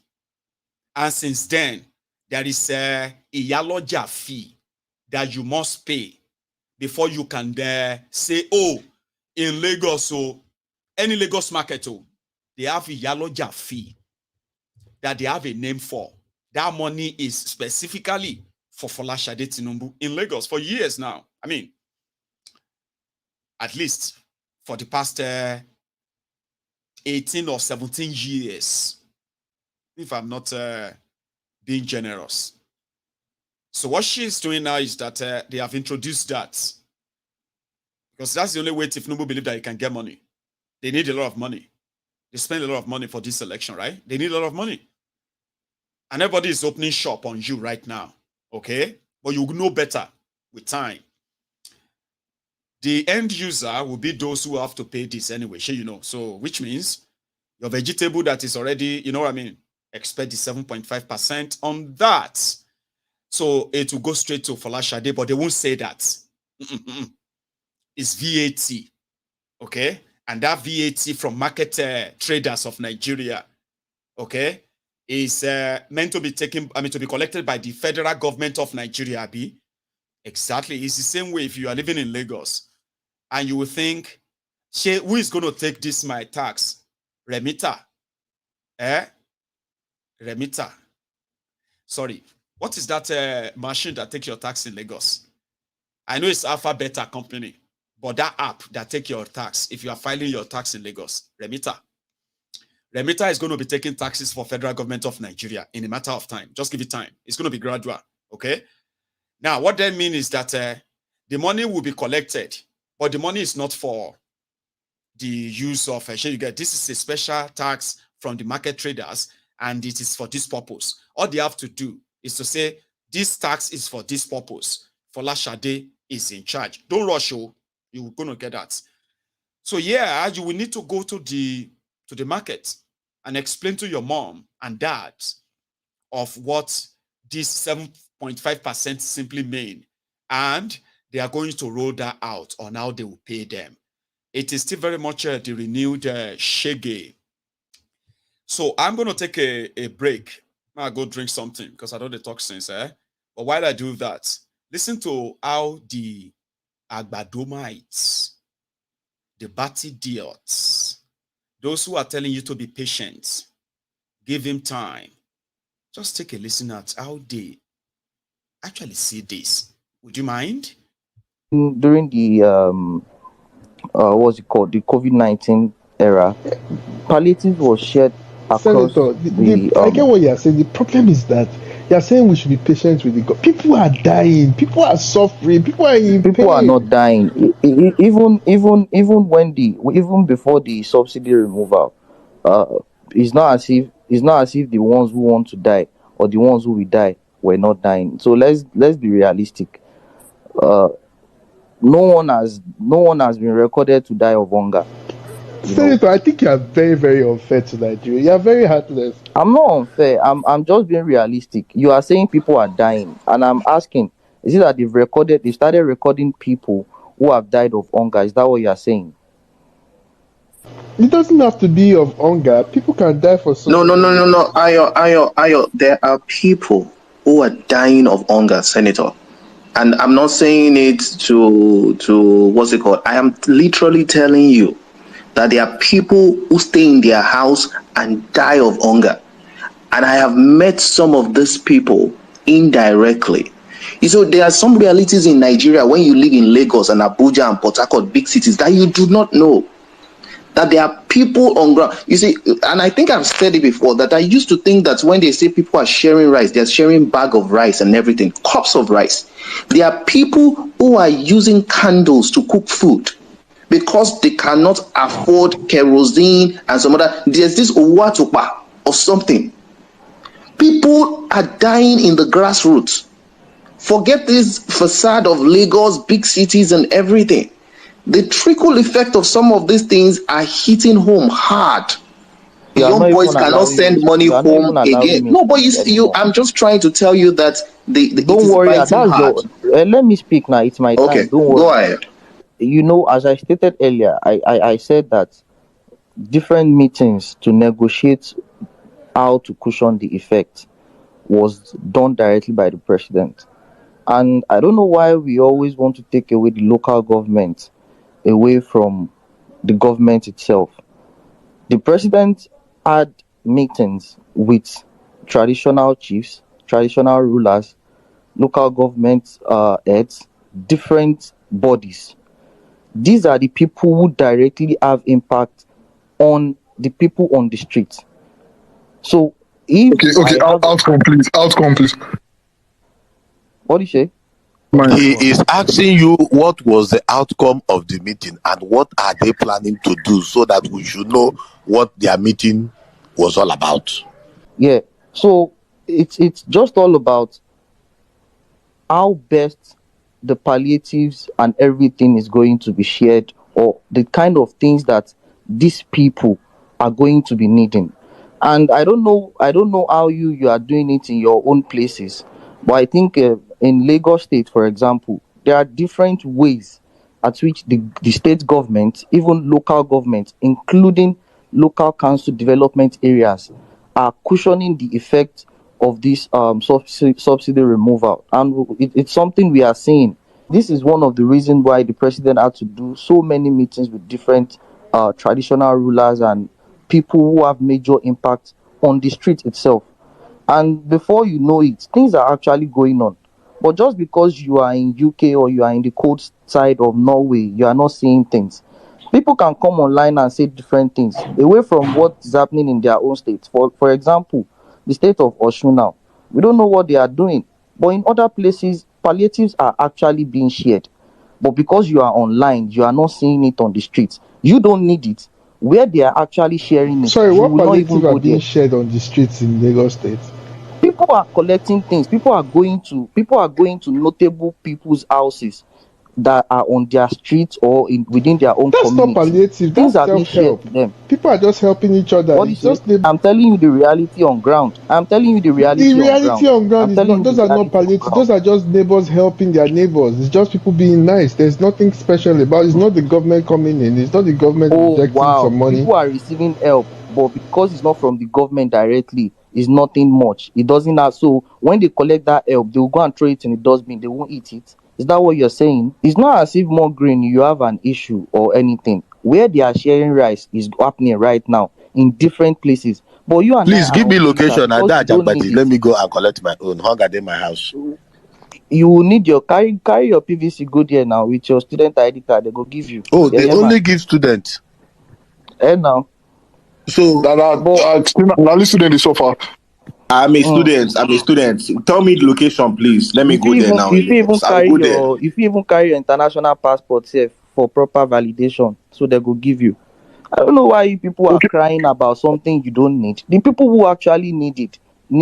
They are collecting it. ordinary local council development areas, the chairman there is also distributing different things. The state government gave something small, they attach it to the salaries of all civil servants in Lagos State. These are means to cushion the effect of these things. And naturally, the Lagos State government used to add something to the salary of civil servants during the time of festive period. But to further cushion the effect of this thing that we are into together, they added something else again. These are means now. People who are working in local governments, they are also collecting something different. Please, what away is the from what something they they collecting added? before. You keep saying something. You are not mentioning anything. But you said that people are not dying in hunger. If I have a time, I will tell you a story of one man that went to buy something and his money is not complete. He just sit down to rest. That is the only way that man lost his life. Are you trying to tell me that it's not hunger that killed him? Senator, I want to ask you a question. Be honest with us, please. I want to ask you. What is the fate of average Nigeria that don't have a job in Nigeria now? Please, can you tell me? Okay. I think the fate of average Nigerians is that they should people who don't have job. If you actually don't have a job in Nigeria, all you have to do, you just look out for or scout for where they are sharing palliatives now to help your life. Because if you don't have a job anywhere in the whole world, you will suffer. The truth is bitter. But I won't be emotionally sympathetic to someone who does not have a job and cannot line up to collect palliative where they are sharing it. But you want Tinubu to come and hand you cash because you don't have a job, but you are a special Nigerian. You see, this is Where the are they problem. sharing the palliative now? Give us address. That's the issue with you, Dorothy. They are sharing it in your neighborhood. But because you are Where in my neighborhood? Where in my neighborhood? The information is not for you. I don't know why you think the circle of your friends will come and give you that information that Dorothy, they are sharing palliatives. Me, I am telling you, me, Beske, I am telling you 100%. All of you that you are on this space, anywhere you are in Nigeria, they are sharing something there. But because it is not the right information for you, you will never get it. So why are you now bothered and asking me where they are sharing palliatives and that? Now, let me tell you. Well, you don't have to tell us anything. I told you, I said, have you ever heard where Lagos Abobakus are trying to defend this Tifnumbu? Like, have you heard them before? That's why I played you the audio. These guys are spending hours on social media, especially on Twitter, doing space, telling themselves imaginary supports a palliative from Tifnumbu. He couldn't list anywhere this was happening. Not anywhere, because it's not happening. A kind of likened begging to palliative payment for subsidy removal. When you go to important people's houses, you go and beg them for food, okay, for money, and all of that. And he called that the efforts. What he's saying is just the same Alimajiri system that we Yorubas used to hear about from northern Nigeria, the Ranka Dede kind of a thing, right? They said the people there always follow their leaders, majority of them, no question, no nothing, even when these leaders are running roughshod over them. You see, that's why I call them the vuvuzelas, hungry boys. On social media, there are many. A lot of them have a lot of followers, so because the people like that, what they are positioning themselves for is that when they put much effort like that, tell their lies repeatedly, they are suffering too. These are a bunch of poor boys who very, very kind of, you know what I mean? You know, the rung of the ladder. I mean, what do you call them? People who actually have to like dress like they are old people because they are part of politics. They call them the political Oshins, you know, cretins. They will go and sew nakara and wear cap because they want to look like all those people. They are waiting for their turn, all right? When they work very hard like that, lie very much like that, they ended up being personal assistants to this one, special advisor to that one. They will be paid, you know, give them cars, you know, pay them some peanuts to continue to tell the people that government is trying, government is working hard. When you see some of them later, you will feel so sorry that In fact, you feel ashamed that you have engaged some of them on social media talking about Nigeria. Bunch of hungry boys and girls everywhere. Their job is to tell you the government is trying. If you say where, they will say it's because you don't like them. It's because you are enemy. That's why you don't. Even if they tell you, you won't believe it. Hello, it is a government. It is not a court. Because you are not a APC member. That's why you go. Imagine people telling you that government is sharing palliative. Government sharing palliative, and they will tell you to go and collect your own from Peter Obi. Go and collect your own from Atiku. This one is from the government, that our government. Is that not, So they tell themselves that lies repeatedly and all of that. If you think that one is annoying, Abi, sure. You haven't heard anything. Listen to this one, oh. This one is saying, wait till concern poor man with petrol. What's the business of poor man with petrol? Subsidies, all of you are just trying to make... It's also Lagos Abobaku. Very, very unfortunate people. That no country in the world that I know of that is feeding their now it has been proven. I have been vindicated because everybody now is running hectare scattered. They will very soon remove the subsidy on electricity if it has not been removed. We have to pay the actual price. That of fuel has been removed. I hope that one for university education should also be removed. Primary, secondary should be free. University, pay the price. So that when you come online to be telling people that, oh, Nigeria has not done anything for you, then we take you serious. The subsidy on exchange rate also removed. So that when you're going to buy your Naira, you're buying it the exact price, the actual price. Let them remove the whole subsidy. Let them stop feeding the masses illegally. Yes, you had me right. Illegal feeding of the masses. You want to feed the masses that are always that the Senate claims that we always want to put does it. Let's do it the right way. Let us do it the right way. If you are hungry, you go to the federal government and stay on the line. Whereas when I'm passing, I will see you as a hungry man begging federal government to give you food. And when they give you food, everybody will know that you are a beggar. So now if you want to get incentive from federal government, you will go to federal government and beg. So that when I'm passing by, I will see you as a beggar. And when you get something, then you know that federal government have done something for you. This is how it's done in the Senate clubs. We see people go to Caritas with their plates to go and collect food from the food bank or from the Caritas or from whichever way or from the Red Cross. But when I'm passing by, I see them on the road, then I know that these guys are poor. Yes, I love it that feeding bottle mentality is about to go or has gone. Not about to go, it's gone. Yes, it's gone. And it is like that everywhere. And I love it.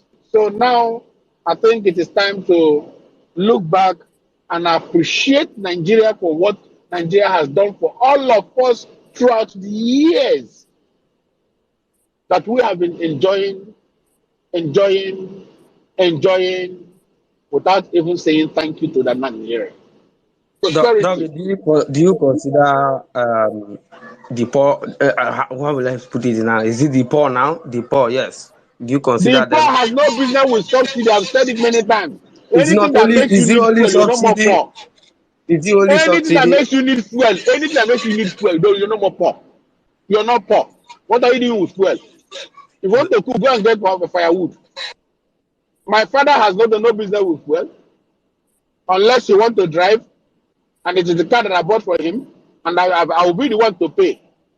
If not, he has no business to do. Have you called people on the street last? I want to know the business a poor man has with fuel. Tell me. I want to know. We are not discussing only fuel. We are discussing about policies of Tribunal. Yeah, about what?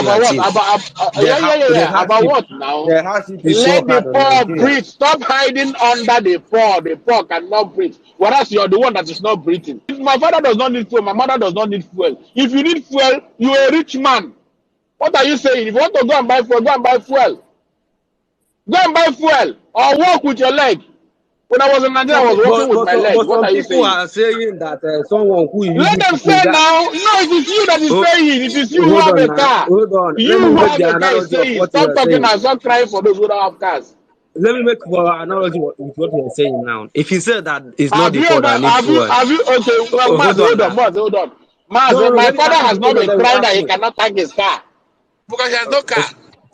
Okay. Then if you're saying that the poor do not need fuel, what is going on now? Maz, the people that are crying, if you check the internet now, if you check Twitter, Whitebird has been crying that he cannot tank his car. Mo Green has been crying that he cannot tank his car.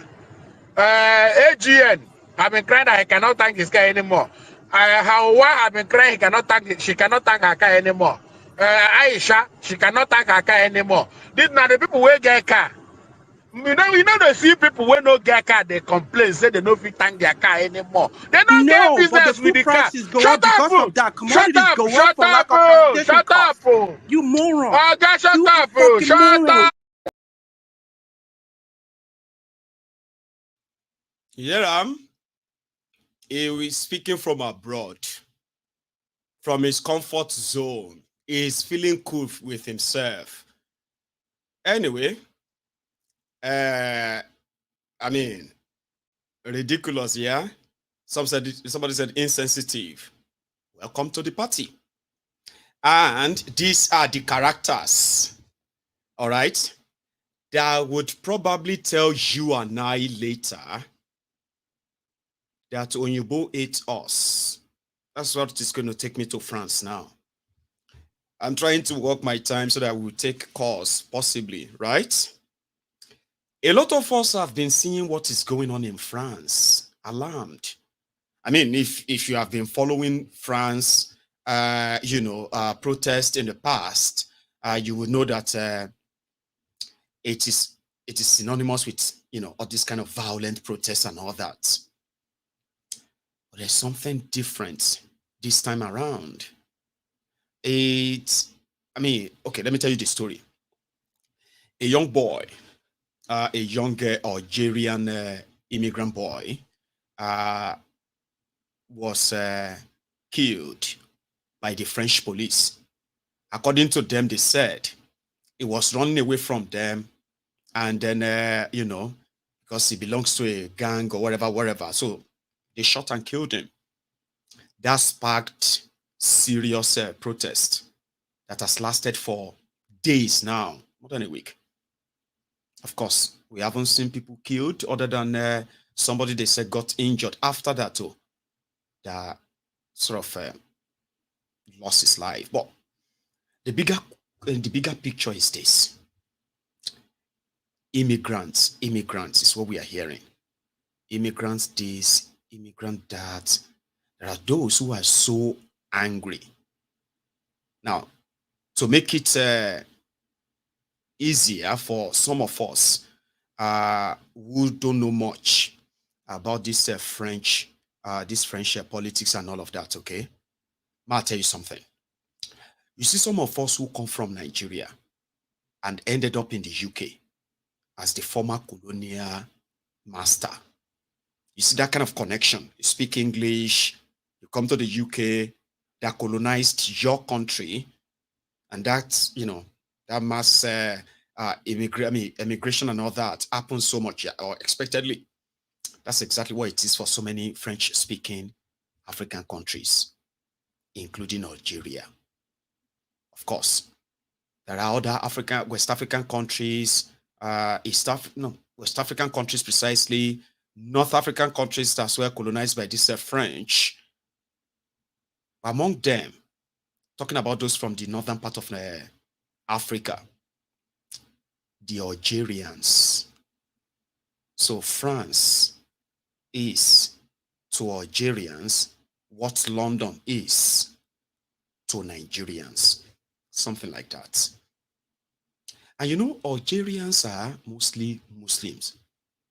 Historically, France colonized Algeria.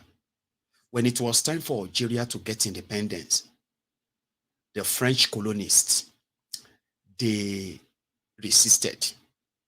And the protests and everything that followed, including civil war, saw French army slaughtered over 500,000 Nigerians, poisoned their farms.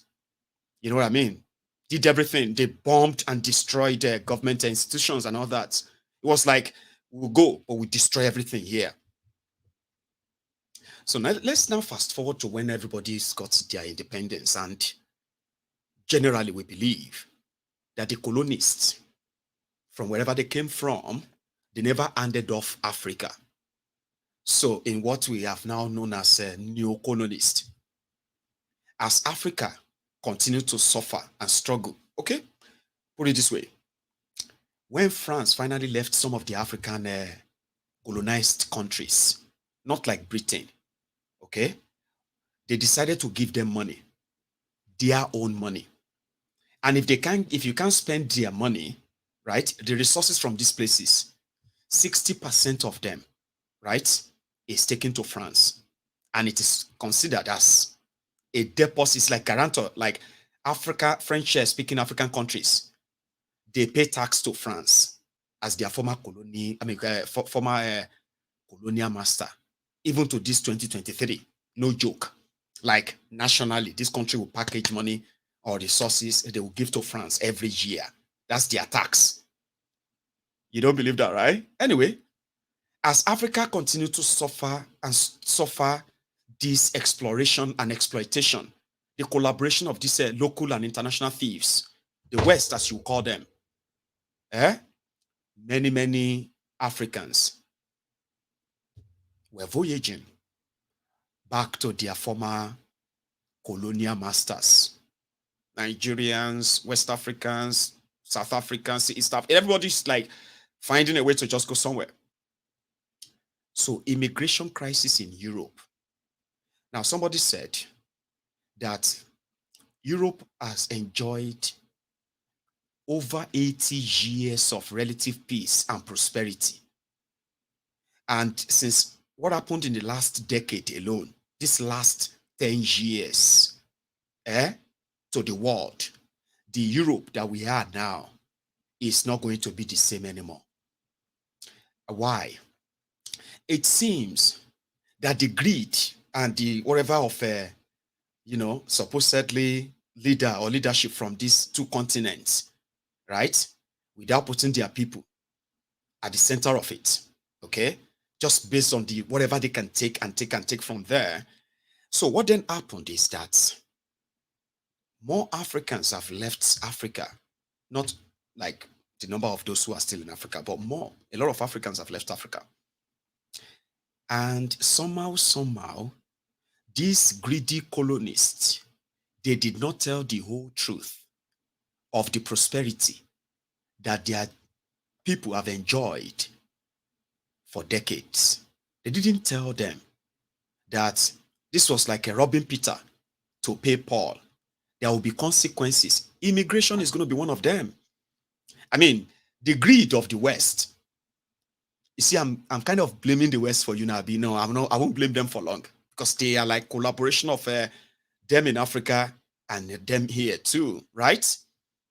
So the greed of the West, as you put it, is not limited to the natural resources, including human resources. They need labor, they need expertise, they need skills, they need this. So they go to Africa and take almost the best they can get from Africa.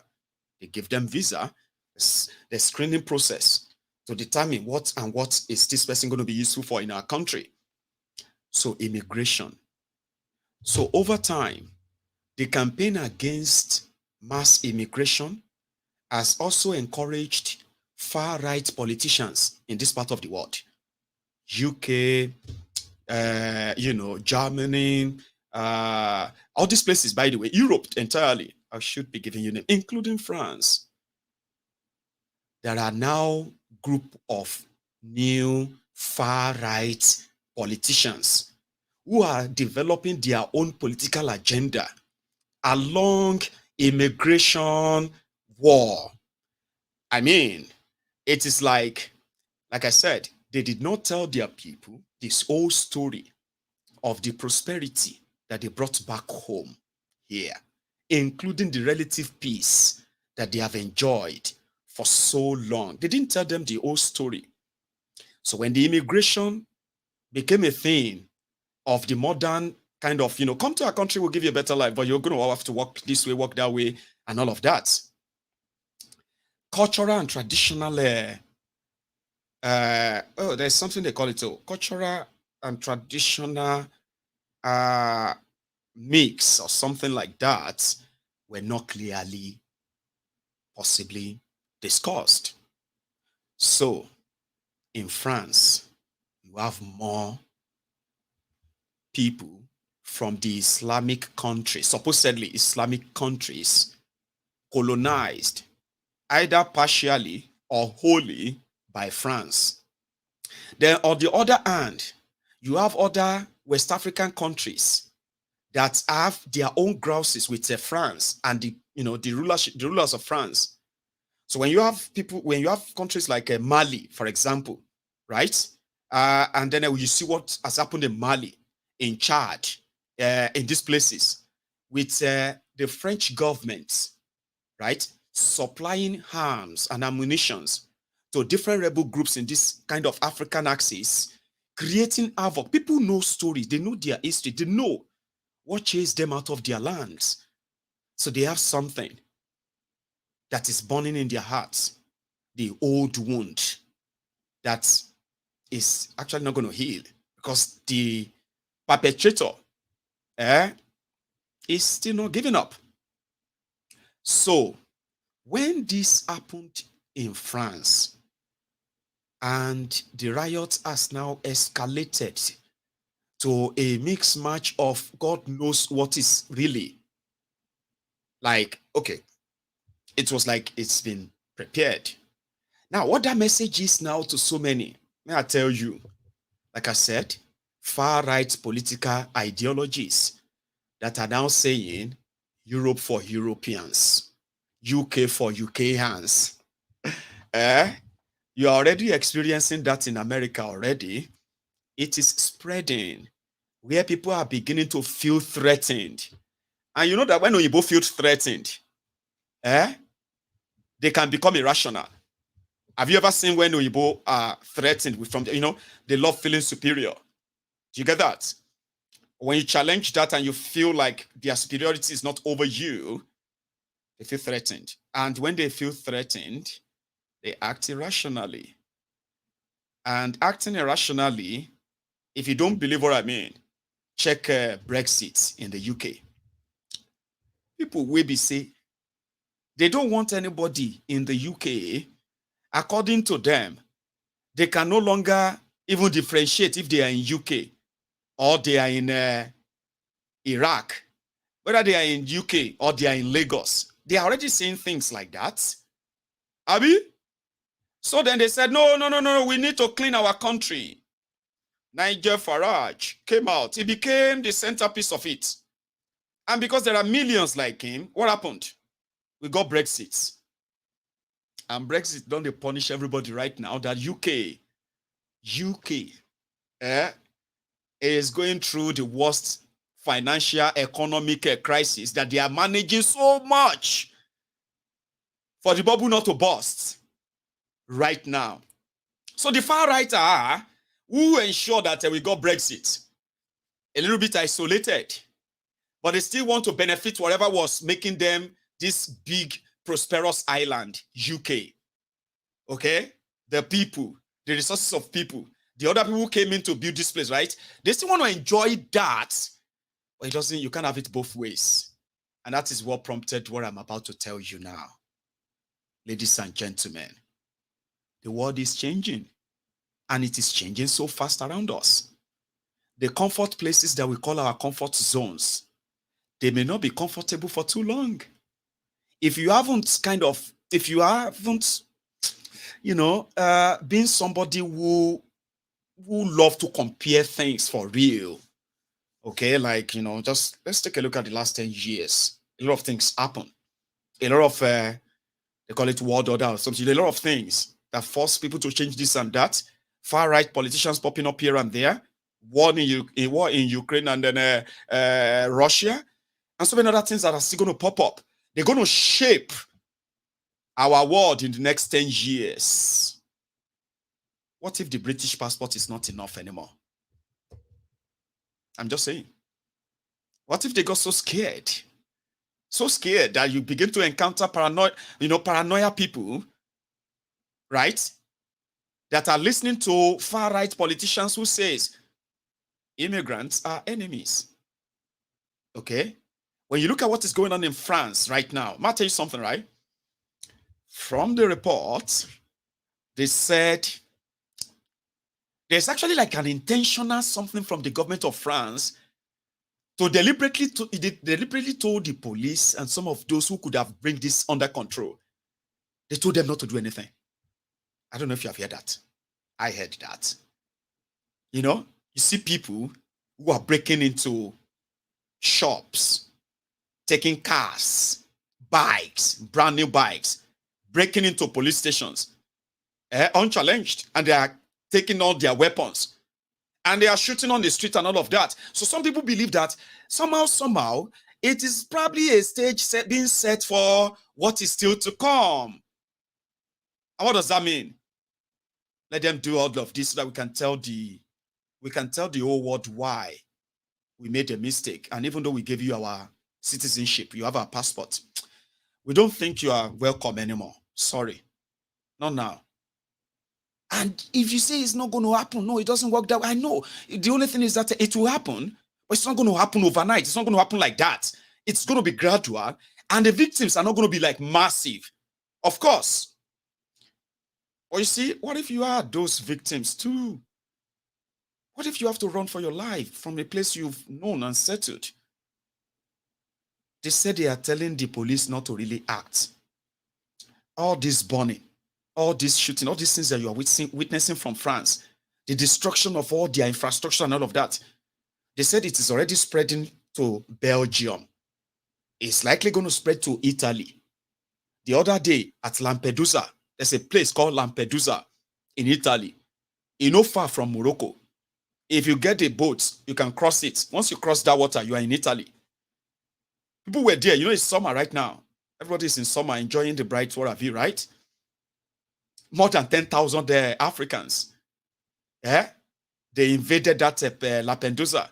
The video is out there. And the Oyinbo were like, hey, what's going on? I said, so no be bother. They rushed them. So which means, Oyinbo that you know, all these things that you are witnessing and seeing here and there, Àwọn Rawaniya, the Rawaniyas are telling me they are not coincidence. So what is the hope? What should Africans do? Well, again, we may not know what this next decade holds for us. But at the same time, if we begin to pay attention, like I have pointed out, a lot of us have so much to make so much difference in Africa. Seriously. But because of who we are, you know, why bother? Why do I have to worry myself? Well, we will likely begin to get worried soon.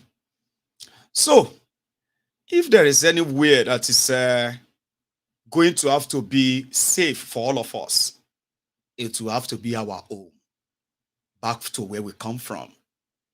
I don't know if it's going to happen in 10 years, in 20 years. I have a feeling they are up to something. And all it's going to take is for you to hear that they have elected so and so in France. They've elected so and so in the UK. They've elected so and so in Germany. They've elected so and so. And these people believe in this. And like it is, right? From that comfort zone, you may not be comfortable anymore. So if your own investment is to invest in enlightening the people, why they should stop giving power to criminals who are always going to mortgage Africa, including Nigeria, please do.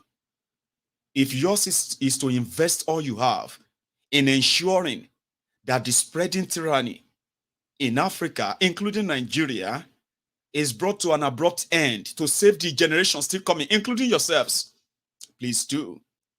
or if you sit abroad and continue to enable all these criminals because you are safe, okay, we may not be that comfortable for too long. Something tells me that. That is why I'm going to keep encouraging all of us who are Yorubas especially. Pay attention to what is going on in the Yoruba land. When they say Yoruba Ronu, it simply means take a look at us as we are right now. Those who have taken advantage of us for years, they are still there. Our people have become second class, if not third class citizen in a supposed country of theirs. And that is a fact. Now, if those who have kept us on that, those who have held us down for Nigerian criminals or enterprise to keep raping us, destroying the real future that we have, our people, the generation that will change us, indeed. Again, if you have all that it takes, it is time to pay attention. The last time I told my people, I said, if you are so afraid of returning your investment to Nigeria as it is currently constituted, there are other African places that you can actually begin to see as home. I'm not joking, right? You have all the climate you need. You have all the weather. And somehow, their system and their government is relatively stable. You already made yourself, you already made your money. The West may not be our place for too long. Or we may end up having to pay or prove more to continue to live in these places. Things are changing. And indeed, there are also revolutions going on in Africa too. Whether they're going to see it through or not, we don't know. Yes, the West are beginning to see that, well, there are some generation of leaders popping up in Africa that are ready to challenge the status quo and be treated as equal, not as seconded subordinate or something. Not even subordinate, like, something so trashy. We don't know how long that's going to be. We don't know how long the frustration in Europe is going to be controlled. We don't know. And I can tell you, whatever is brewing, we should also begin to look elsewhere at home. Although things may be so confusing right now, they may not be that confusing. All you need to do is to show interest. When you are interested, we'll find a way around it. I am saying this to all Africans because you see all this crisis of immigration here and there. Immigrants here and there. All this staged protests here and there. I can tell you for free, they are not coincidences. They are not. They are actually like the prelude. Is that a correct English? Right? That's going to be like the real actions. It doesn't matter. Let's go to Nigeria. A quick one. You have been reading the news of a young girl. Her name, go look for her name. See that beautiful girl. Right. Her name is Masoma. Mercy. Where's that other one? Oh, give me a second.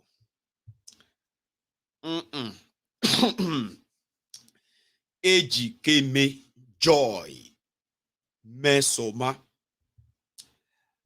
They just did what they call the UTME JAMB. That is the examination that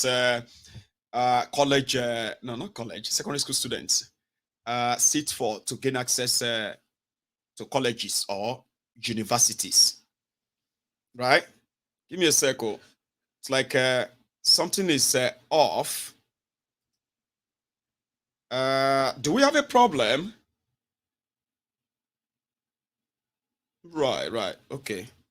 So they have started, and I believe that, Facebook have started. They just removed my broadcast for the reason best known to them. They said this contravened their community standard. I don't even know what that means. Okay. So anyway, let's continue our own charts right here on YouTube. So if you are watching on Facebook before and this just disappeared, I hope you join us here. So let's stay here. Now, this young girl was published or declared to have scored the highest UTME score, which simply means she was the best student for their UTME. That was a good news, right? And it became a kind of a sensational news that the young girl got a scholarship. Got scholarship from Inosun Motor, got monetary reward and support from others, right? Then the news just broke and they said the young girl forged her UTME result. It's quite kind of ridiculous. How? Okay, people started digging. Now, as it is, I think I should let you listen to her. I don't know why Facebook removed my video. For some reason, have we said anything wrong tonight? That's what they do. That's what they do to me. Oh, yeah. I haven't showed anything wrong tonight. So here is Joy telling her own story after the news broke that she forged the results. I'm going to add mine, and I'm going to open the line. I'm the owner of these results. I went to JAMB portal to print these results, and this is what they gave me. This is the result here. So this is my aggregate 362. This is exactly how I printed it. I downloaded it from that site. So they now saying that I forged my results is what I don't know, and I'm traumatized that they accused me of forging my own results, because I'm not capable of this forging results. This is the evidence. Okay, they say that I forged my results. They scanned this QR code there, and it showed another name, a Yoruba name, Omotola Afolabi, 138. And that same person that got 138, they checked again, the person got 338. Meaning that there is problem. There is problem somewhere. So, and we went to Commissioner of Education office on Friday last week. My principal and the educational secretary of Anglican Girls Secondary School, or Anglican Diocese. So we went there. We showed all these results to Commission of Education, both this one and the SMS they sent to me. And she snapped it and sent to the JAMB official. They called back saying that this is a forged result, that I forged it myself, that the JAMB office don't have the record of this. So they now say that I forged it. And they called the DSS over to come to her office. The DSS, they took us to their office and we made our statements there. And they said they will contact us later, that they are going to investigate these results to know where the source came from. So that's what they said. And instead of them to wait for the investigation to be over, they posted that I forged my results without confirming. So I'm Story. There's been discrepancies on that same JAMB portal. It's been like that on that JAMB portal, and it's been fluctuating like that. But they went straight to the media to announce that she forged her results. A lot of people have come back to say, well, there could be an agenda behind that. All right? But we'll wait to see. I don't want to say much because something very strange is what happened. Somebody said because I probably spoke about France. That was why Facebook. I didn't even show anything about France. I didn't even show, you know what I mean? But do you know what Facebook sent to me? For taking down my broadcast. Facebook said, my broadcast, now they said, you can't create live video. You can't create ads. You can't start or join calls. So why this happened? We restricted your account as a safety measure because some of your activity looks like it doesn't follow our rules. Then underneath they said, your post goes against our blah, blah, blah. because I was reported as a dangerous person or organization. Let's see if I can show you. Let's see if my camera can scan that quickly. No, I don't think it can. Sorry. I wish I could show you. They said dangerous individuals and organizations. Who reported my Facebook as dangerous? How am I dangerous? How? Mokuna shall prepare. Now so they be. So I'm going to try and appeal that, and I'm going to ask them to shut it down. You know, we are planning to shut Mayegun's Diary Political Facebook down anyway. Remember that they've restricted the page for over 2 years now. Okay? That's the only thing I've actually seen in my life, yeah? Where a page doesn't get new followers, but every day, hundreds of thousands are being removed from my page for 2 years. 99% of my followers, they don't even receive notification when I go live on Facebook. Can you believe that? I've got over 500,000 followers on Facebook. Story. Now, by force, you go see 200, 500 people or 800 people watching. That's Facebook. I didn't do anything. Just report. YouTube hasn't done that yet. But at least YouTube will actually allow you to defend yourself. Or, man, dangerous individual, an organization. What does that even mean? Anyway, I'll go make more tea. Okay? And then I'll come back and take calls so that we can have that for the night. I've almost spent 2 hours, by the way. So thank you. If you are still here, we are currently over 3,000 of us on YouTube.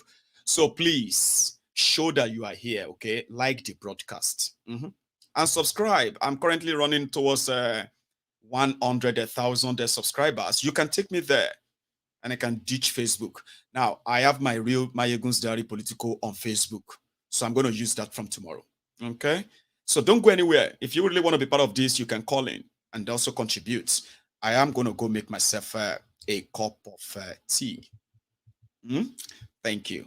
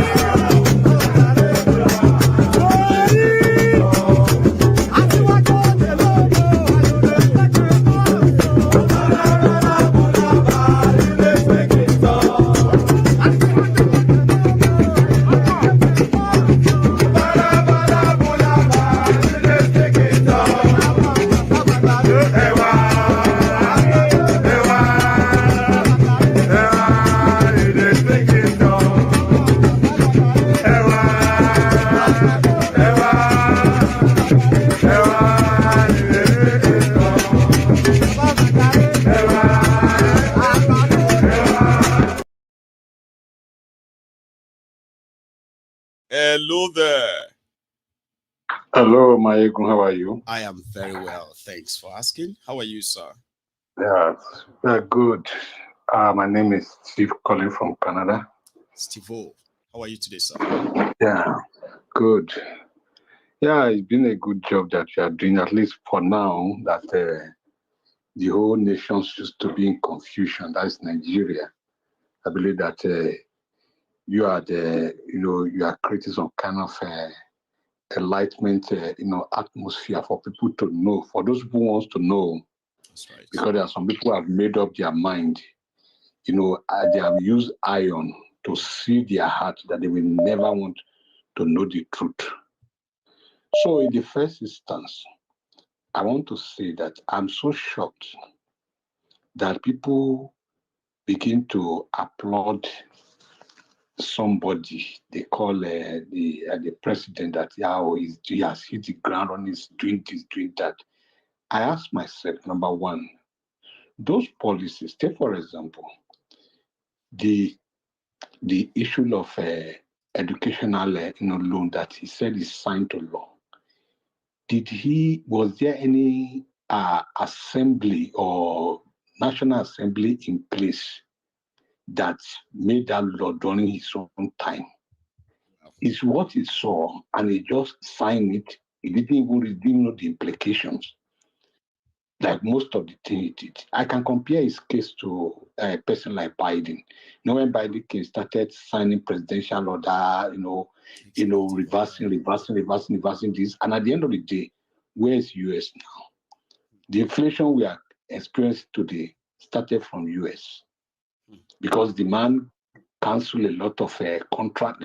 Like there's something they call the Keystone, contract, between Canada and the US. He canceled it.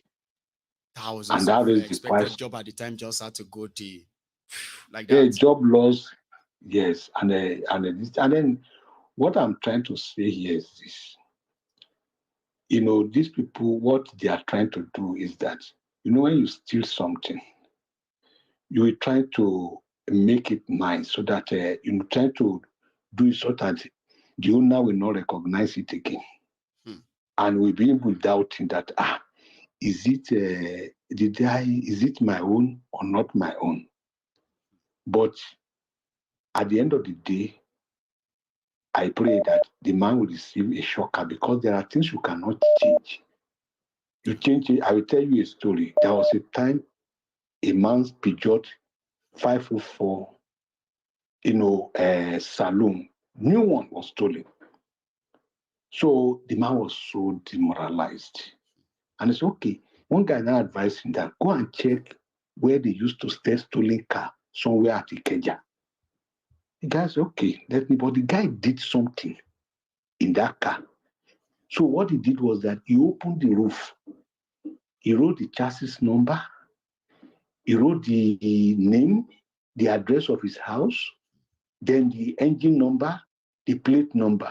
And then he used he called a welder. That welder now welded something to cover it and put the listing there. So by the time this guy saw his car, he said, this is my car now, but they have changed everything. Color, plate number, everything has been changed. Even including the engine and the chassis number, everything has been changed. So this guy said, okay. He said he want to go he said he came that he want to buy a car. He says he want to go home to go and look, get money so that he can pay for the car. So, but he said, can they allow him to drive this car around a little bit? They said, okay, you can drive that, but no problem. So the guy now touched the roof, saw that thing was still there. It's okay, that is good. So what the guy did was to go and invite the police. So they came. So the police came, you know how Nigeria police behave. Okay, you say, I said, this is a stolen car. He said, those guys say, stolen car. They brought out all the papers. Nice one. Match engine, match, chassis. And everything is there. This is a stolen car. What do you mean? So the police was like, why did you call us here to embarrass us? And to embarrass yourself. You know that these people have genuine paper, just like INEC is doing now. You have genuine paper, you have everything. So why are you like this? So the man said, can you please allow me one more thing? Can I call a welder that wants to do something for me on this car? Those ones, yes, you are free. God, they don't know where that man hid that thing. So all of a sudden the welder came. The man said, can you help me remove the roof? Those who are watching him, because you know that if it does any damage on the car, he's going to pay. So he now removed them. They said, please, can you help me remove this plate? Remove it. The whole information was there. The police were surprised. And that is how, you saw that little truth have now covered all the lies that these people have told. And that is what is going to happen. That is what is going to happen to Kolu in this election. That all the lies they have been telling now to cover, whatever they are doing, one little truth that is hidden is going to expose them. And that they will not be able to, even the judge, conscience and everything will tell him that no, this thing, there's something you cannot do. That you yourself will look at it that this thing, there is no way. You even tell the man that there is no way this thing can be done. This is just the only way. I know. Thank you so much, Papa. Let me take another one as well.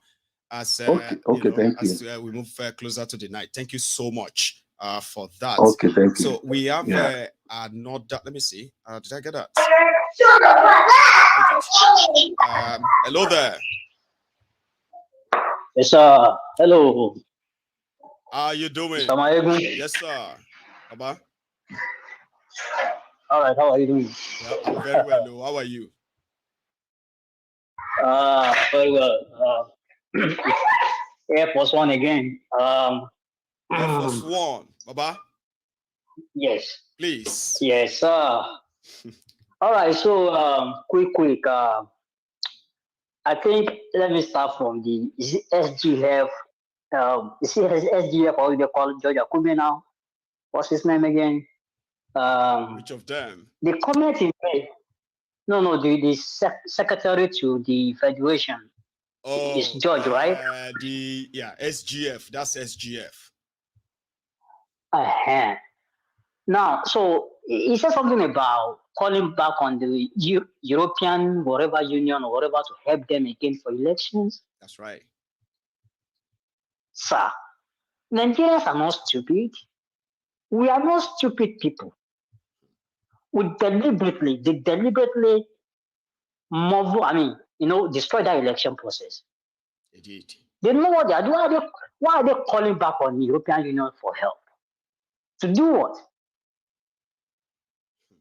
I mean, that is like an insult to Nigerians. Because we Nigerians, we are not stupid. Look at us all over the world where we are. We are very smart people. We know what we are doing. That one is even aside, anyways. But the one that caught my attention tonight most is the thing you said about the West, about the immigration and everything. Yes, sir. It's like it's like you just confirmed something that I've been thinking about. Like you just kind of validate something. Like there's someone else also thinking in this direction, okay? Like because since the presidency of Donald Trump, okay, yes, sir. I've been seeing the sign that one day, this table will turn around. It's about policy. Oh, yes. Once this politician gets in, they will just change the whole thing, and you'll just be like, is this actually happening? Of course it's happening. Most of our people here in the West, maybe abroad, UK, whatever, our mindset is that, don't do anything in Nigeria, don't do anything there because this is where you wake up, this is where you sleep, this is where you work, this is where you do everything. Just don't bother about whatever that goes on there. But this was sometimes last year, I started having a rethink. And I started buying lands in Nigeria. Because, and when I told people, they said, I said, guys, one day, something can happen. They're going to tell us to go back. Yeah. And they will do it in a way that even the shock will not leave some people because they will be like, I don't believe this is happening. I mean, I have been seeing around this now. If they'll be nice enough to take our possession, that's whatever we have acquired, that would be great. But hey, like I said, what you said tonight, if anybody is listening attentively and you listen abroad, you start thinking twice. I'm telling you so. If you have the wherewithal, you have what it takes, it's actually the real time to begin to look back now. Yeah. That's the advice. Don't have all your eggs in one basket. At least. Yeah. God bless you, Baba. Thank you so much. I'll take another one, yeah? I have another caller, and I don't know if I got... Okay, I got it. Hello there. Hello. Yes, sir. Yeah, Mayego. Baba. Good. I agree. My name now Ike, calling from UK. Ike from the UK. Baba, how you Yeah. doing? Yeah, I'm alright. Yeah, this is my first time calling. Bless you. Yeah. Yeah, I decided to call you today. Anyway, I used to watch you, you know. Thank you. Yeah. How are you doing? How's family? Well, not bad, Baba. I'm just here, you know, usual. Yeah. Thanks for asking. Okay. Yeah, it's alright. What made me you know, when you said your Facebook was blocked? Well, I have been told that I can't use my Facebook for another 1 month, though. So fine, I'll stay here. I was actually thinking it was about that French stuff you said about. You think so? But I didn't say anything. I didn't show anything. It was just pure advice, you know, like. No. But the issue, I think someone reported you. That's the thing. That's what happened. Yeah. This said that an this is what dangerous organization, dangerous individual. Where is that coming from? The thing is, this is what they're like now. They're in Nigeria. I think individuals now are out for it. They take it as a job, like reporting. They don't focus on TV stations anymore. They focus on, because they feel like people could easily get access on the internet, you know. So that's what I think. And about that, the JAMB girl. Yeah, Joy. You know. Yeah, I think there's something behind that thing, especially like the you know, where she's coming from, you know, the West. Could have made her a target because JAMB didn't even consult with her. They just went straight to the media and they accused her of forging her results, which is actually not what happened. Yes. You are messing with all these children's results right now, like INEC did. Or you've actually hung just one. Do you know that there's another boy in Kaduna? Yeah. The guy said he scored 380. He didn't sit for any exam. So when his family heard about this girl scoring 362, they decided to go public and say, but their own son also scored 380. It should be the highest score. They are fighting that now. They realize that the boy they are talking about didn't even go to any sit for any exam. But guess the girl they are talking about more. The one they mess up our results is the one in the media. The one that didn't even go at all, from Kaduna. Nobody knows about him, do you? No, I didn't. That's what I'm just hearing from you anyway. She's from Anambra. Well, I think now I believe they start regretting why do we even start this kind of issue at the first place. 17 years like because everyone is more saying that she forged her results. But and it's so sure, like drug lord that they are defending in Nigeria who has no certificate, right? That's it. Yeah, it's so bad. Like, it's so bad. And what you said about France, this thing, because I was following up with and I see how I was like, does it mean like there's no authorities? You know, they just allow these people burning things and it was like So what you said today, I was like, it's possible. This kind of thing might just, but it will take slowly by slowly. Because some people will like say, no, that's impossible. It can never happen. Blah blah blah. You know, it's a Democrat world. You know. So, but it's all right. Thank you very much. I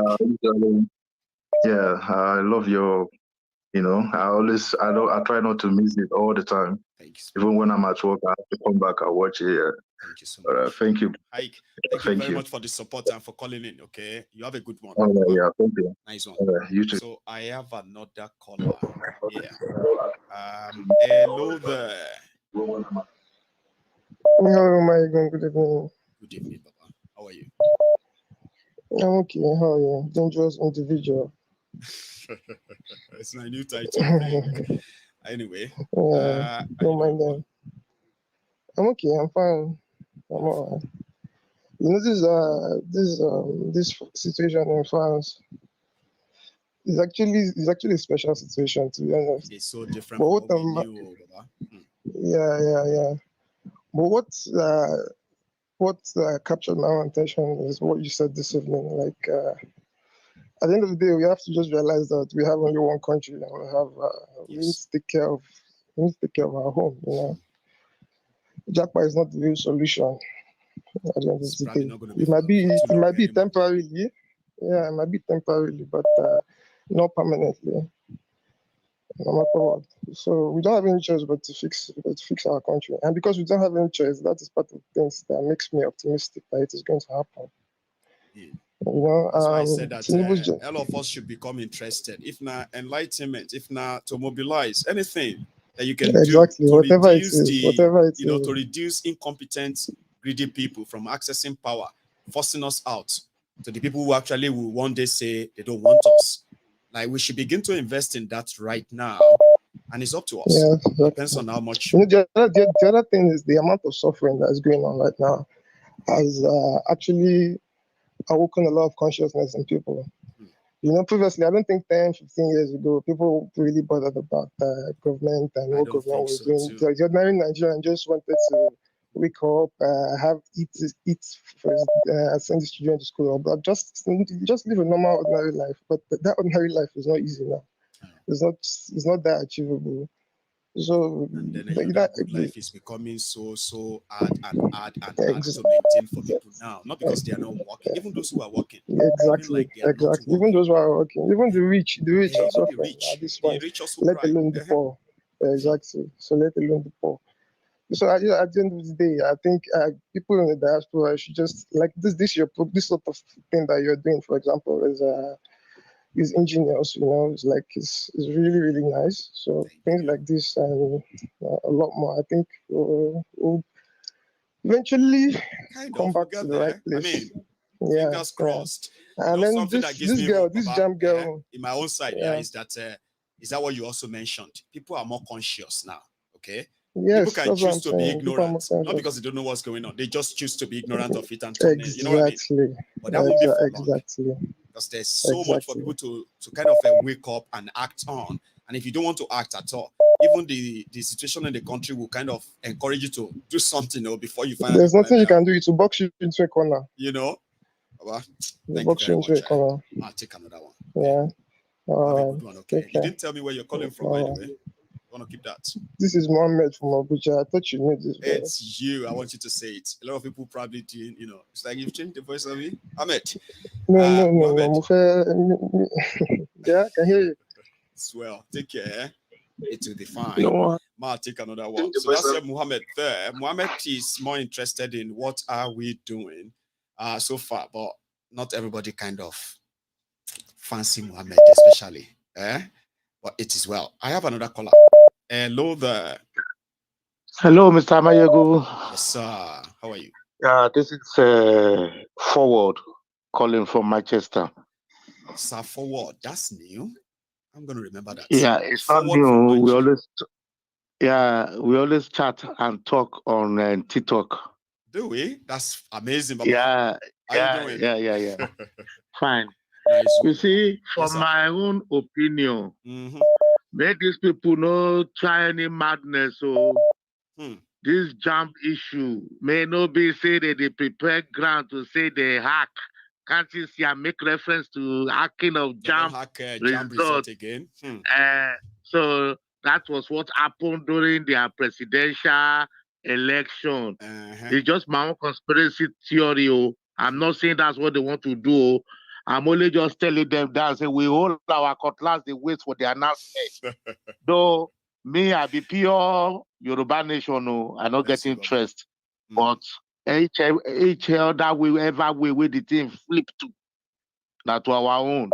The people will say they don't want to do revolution, they go do the junk will never mature. If junk go mature properly, they don't need leader. They don't need the Kanu or Igbo or Showore.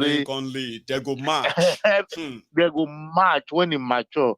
Right on, God bless you. Thanks, Baba. Thank you so much. Okay, forward from Manchi. Forward ever. Backward never.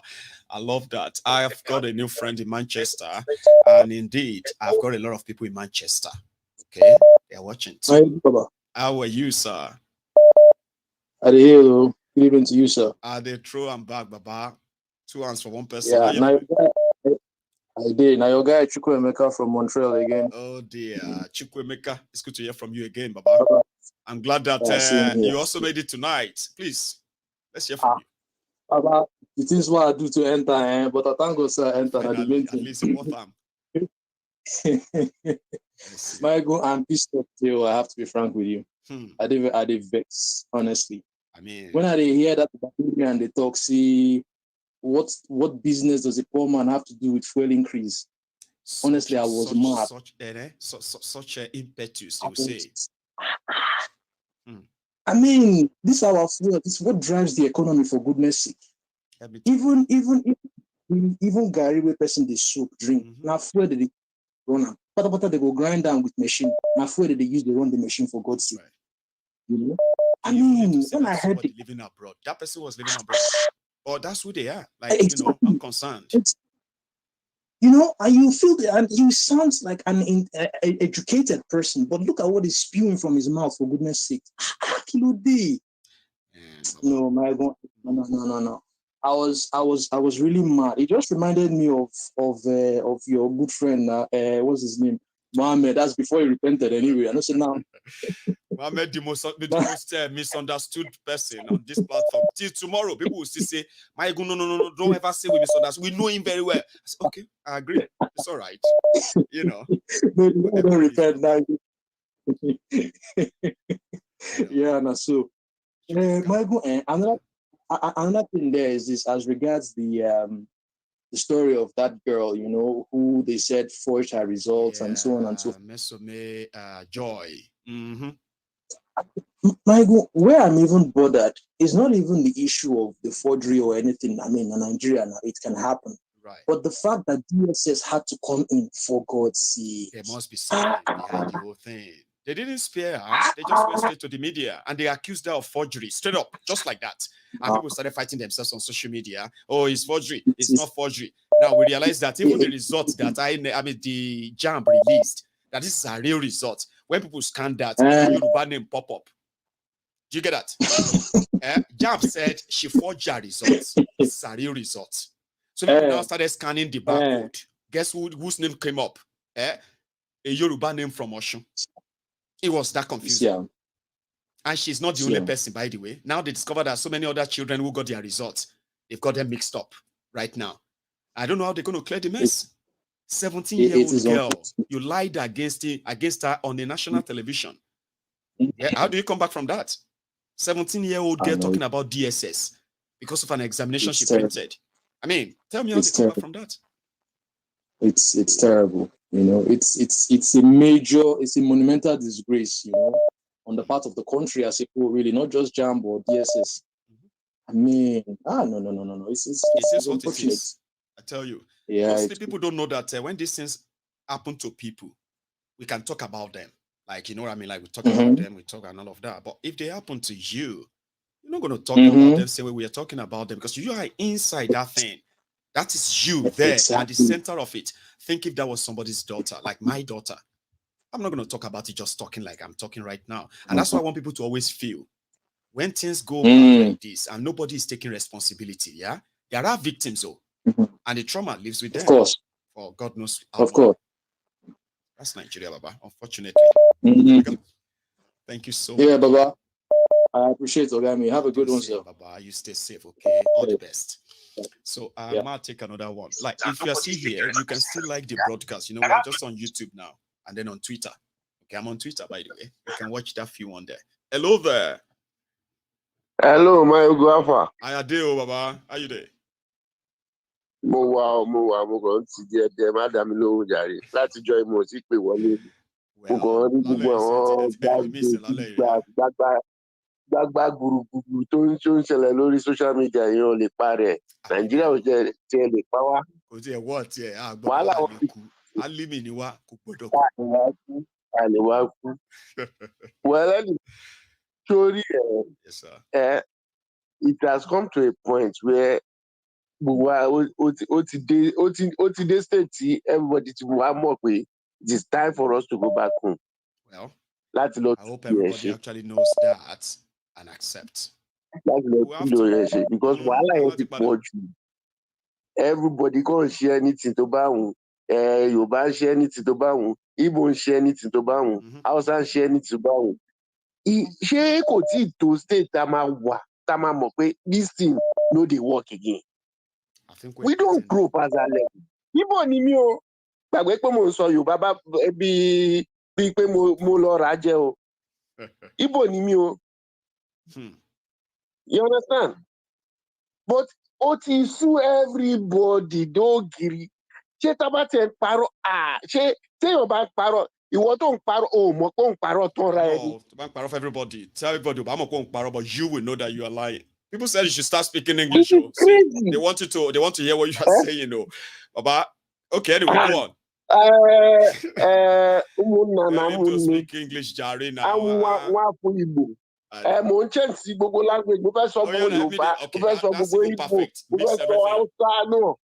Go on. Kada, small. You understand? Mo nana umunne. Ọdụla ma m ga-echegharị ya. Mana shahe awa ọkụga ahụ. It is not working. It is not working. It's just like Mohammed. Mohammed called now is talking like a gentleman. I looked at it. I was just laughing. As you see Mohammed of that day. So you don't think Mohammed is a gentleman, no? No. People believe Mohammed is manipulative. Mohammed is, but I kind of believe that Mohammed is the most misunderstood member of this. He needs to prove more. Parliament. He needs to prove more to be in this parliament. Okay. He's hearing us. It is well. Anyway, I'm calling from Houston. Thank you, Baba. I'm calling from Houston, Texas. My name is Paul. But I don't know this second Irumole waiting for your group. So no, you go decide like you go be the second this time because you're supposed to come out earlier, yeah? So I'm gonna say Irumole, Texas. That Irumole, Irumole. Sure, you know. Okay, so man, Texas. We go come do and this way, Baba. Anybody tó bá ti gbọ́ tó gbọ́ lórí kí tó mọ̀ mí bí báyìí tó mọ̀ mí Naija Irúnmọlẹ̀ ni wọ́n pè mí. God bless you, Baba. Because kò séde tí mo wọlé sí. Oh yeah, now. Mo wọlé sí Igbo, mo wọlé sí Hausa, mo wọlé sí but Igbo gangan ni mí. You understand? Anyhow, I just wish you all the best. Take care of yourself. Thank you very much. And I think your camera is now working effectively well. I think so too. At least you know that, eh? So hopefully we'll do anytime soon.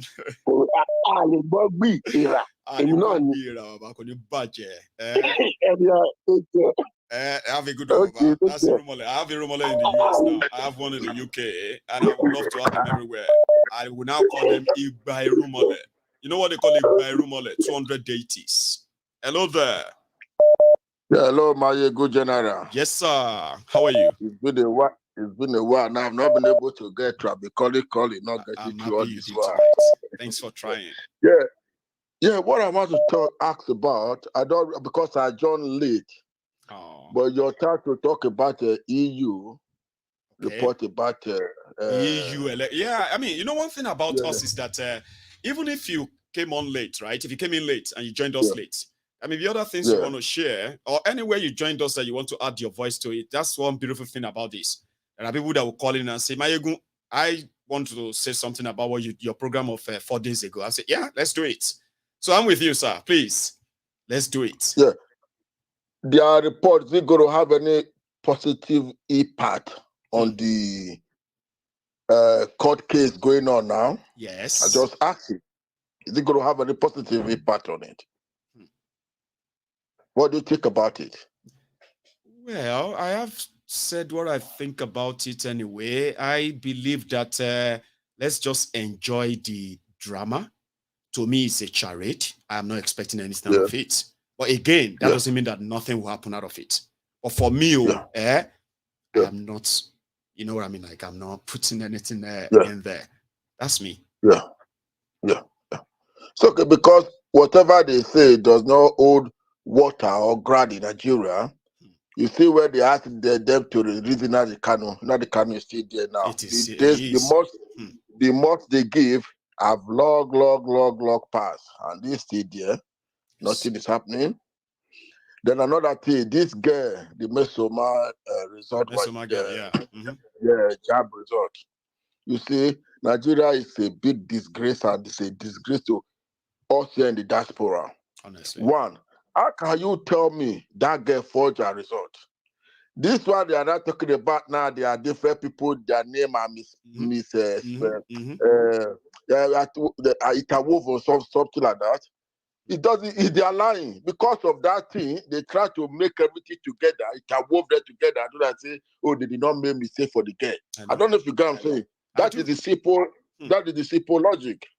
I went to a pub the other day to get some drink. One white guy came up to me and said, "Where are you from?" I said, "I'm from Nigeria." "Oh, you are Nigeria?" "Oh, Nigeria, they train all their people. They're everywhere in the world. They train them very well to do forward, to stay, to rob people of their money, to take people."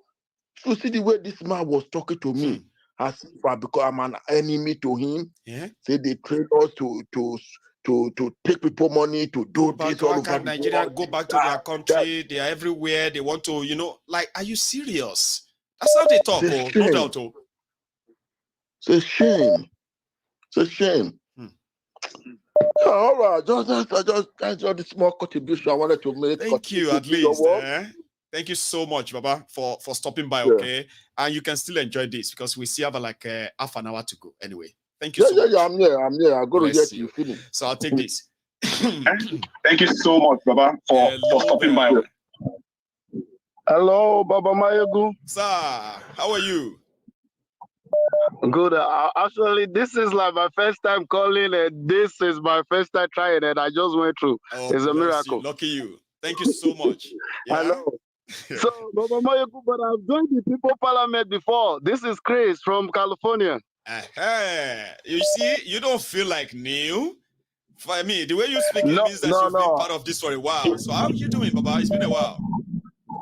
Mayogu, I've been, me personally, this is the time because my brother is a pastor. This is the time I will listen to his preaching. We'll pray together. But ever since, I won't be able to talk to my brother because I told my brother you should start watching your show. Right. But he's a pastor now, so he will think the whole thing different. They will always see it differently, but at least, right? We are allowed to. We can see things differently. That's what makes the conversation even more diverse. Okay, as long as we are seeing it rightly. That's all that matters. Yes. You know what I mean? Yes, I even put my mom to your show. So I'm telling you, man, I'm just telling you, giving everybody that I know, because I've learned a lot. If I be church, a lot of you would have recommended so many members all over the world, and I would have been like, man, I'm telling you, man, I'm telling you.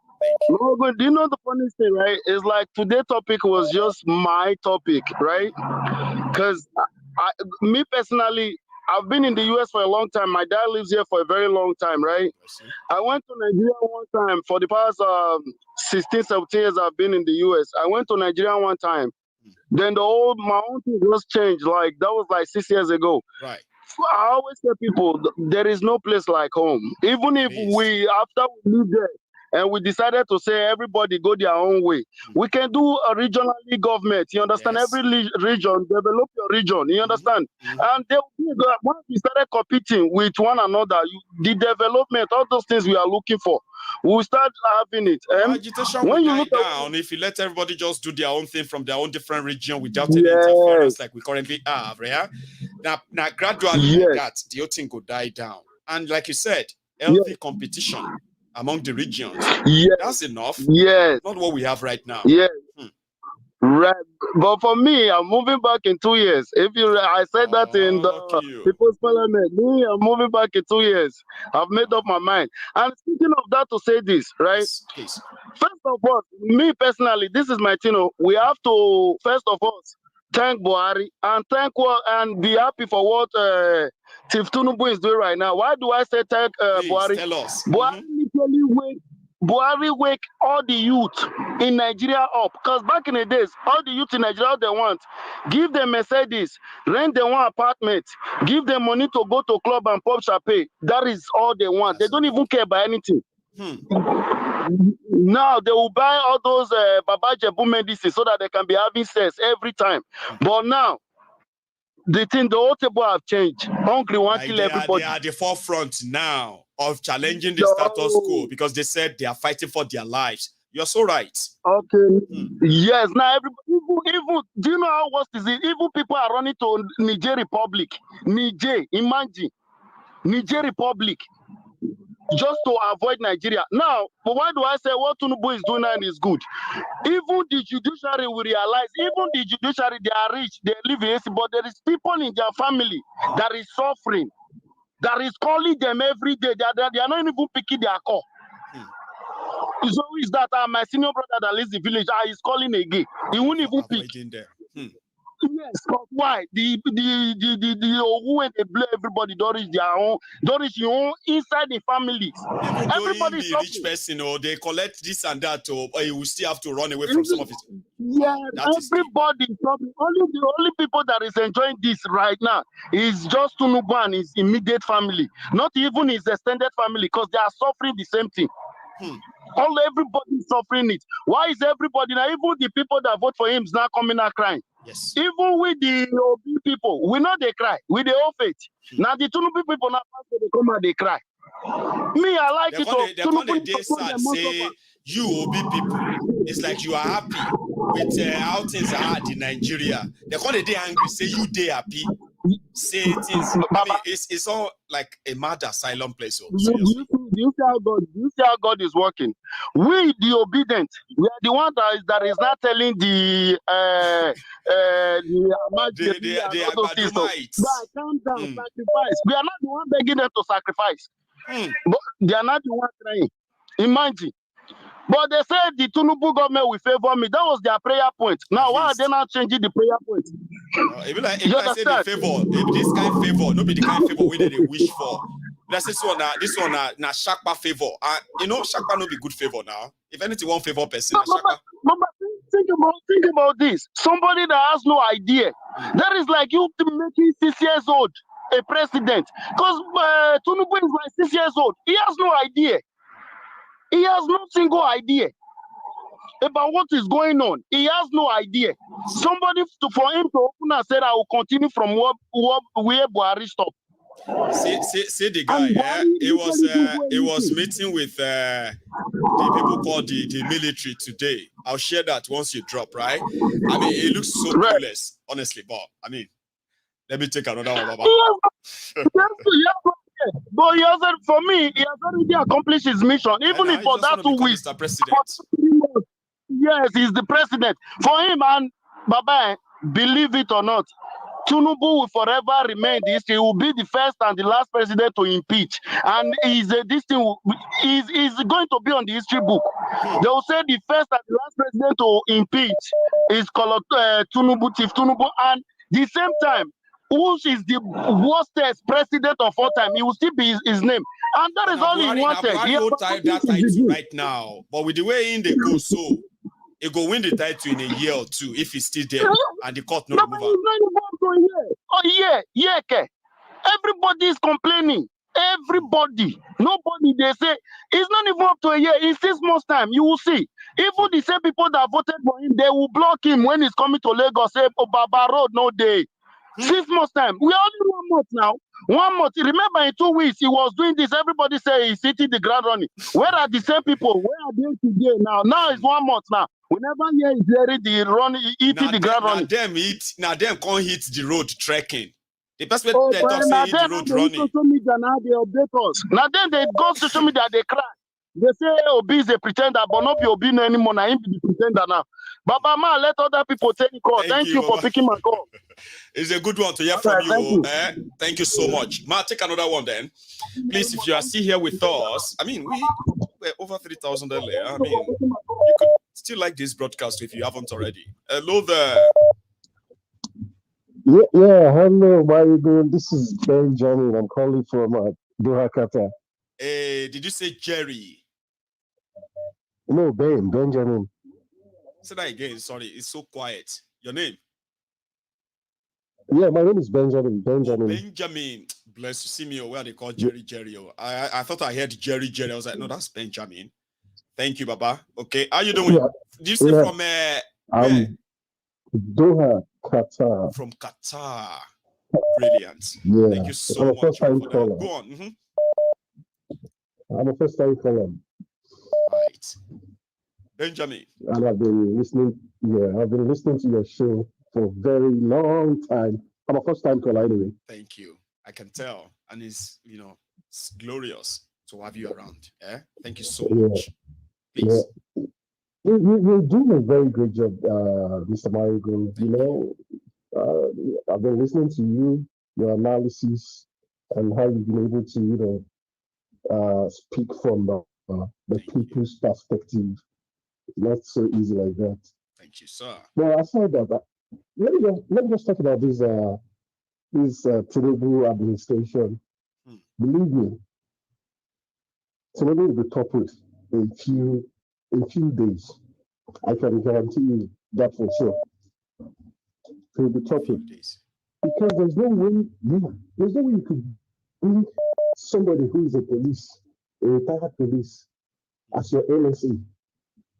You think the military will take all the person? Well, they said that it doesn't really have to have this military background or something, but we'll see. Abi, that's what they said. Though. It's not going to be possible. The military, to my own understanding, the military are just like a nobody. And for the fact that they are trying to retire most of them now, most of the general, is another.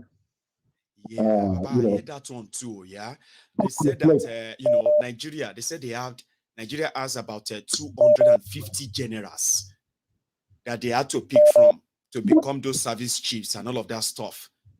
That because after picking all of it, they have to retire the rest of them. Or more, retired over 200 generals in the army at once and pay them off. And most of these generals, they are not even up to 35 years. They said they are not even up to their this. Some of them are not even to 65 years. So let me tell you, there's going to be we just watch. We're just going to keep our finger crossed and see what to go on in that country. Tinubu has already shot himself on the foot. That's, I don't know who is giving him any kind of advice, but whoever is advising him, he's just so mad. So you think maybe those who advised him also told him to make sure that those service chiefs, right, they were handsomely paid and rewarded so that they would probably not let any coup happen. Baba, the dust is gathering, or the cloud is gathering now. We're just going to keep finger crossed and we'll watch as everything unfolds, Benji, thank you so much, Marigo. I'm so glad. Yes, sir. Can you still hear me? Yeah, I can hear you. Oh, brilliant, Baba. So, I'll take another one then, yeah?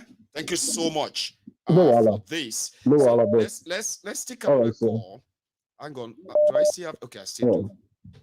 Thank you so much, Benjamin from Qatar. I have another call on the line from the UK. Hello there.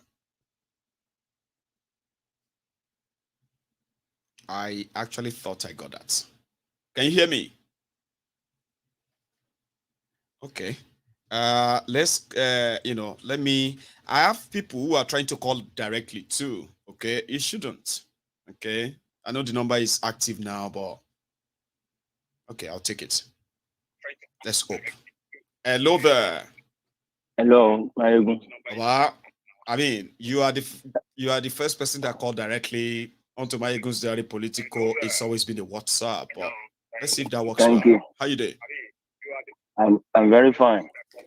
I think the network is like I talking before. I'm like ahead somehow. Right. But let me go ahead. Please. First of all, let me just thank you for what you are doing. I'm calling from Manchester. I'm Abiola. Hey, did you say Akinola or Abiola? MKO. But my own is not Manchester. Yeah. I know I have people in Manchester. That 100%. My brother is a very good friend of yours. You listen to your show almost all the time. Amazing. When I came to Manchester last year, it was one that was saying, my ego. So I started, what is this guy saying my ego? So I started listening, and I just think we are doing a fantastic job. I don't know. You know, when you are talking about moving home, great idea. But let me, so that tomorrow it won't be that people will say it was Maigun that advised us to go, and then they met a Waterloo, or they met something unpalatable at home because of the situation of the country now. Please Maigun, enlighten us. things are bad in Nigeria. I told you I just left in December. I came on visiting. I am not planning to go, my brother. I am not planning to go back home. Things are horrible. I live in Abeokuta. Bless you. I live in Obada. If you follow news last year, there was kidnapping. Yes. Much in Abeokuta, especially in Obada side. Where that thing, those about 2 or 3 of events happen. You know, most of these things will not be on the media. Now they don't kind of get into the major news. It They're just will like, not. you know. It was only one, and that was one that started the Obada madness. The child that was kidnapped that year, the mother was in Nigeria, but the father was in maybe America or whatever. So that was so the kidnapper believed the parents are going to be a rich person. So that was what started in Obada. And before you know it, in fact, that one was very close to my house. The other one that happened, in fact, it's just a trekking of maybe 10-15 minutes. You will get to the place where the thing happened. Wow. So kidnapping, or I don't know. You know what happened in Ibadan with this man that his child was saying, don't go back home, and he went home. He went into farming in Ibadan. And before we say Jacob business, I just forgot his name now. Yeah. Yeah. And he got killed. And yeah, he got killed. I remember, I'm just trying to remember his name. He's a man who returned from Germany. He's lived his life in Germany. There are many. There are many returned back home, Ibadan, started farm, and unfortunately. Who went into farming, and then before we say Jack Robinson, they are nowhere to be found again. So I want to appeal to people. Home is good, but if you have make your money, just try as much as possible to look at your back.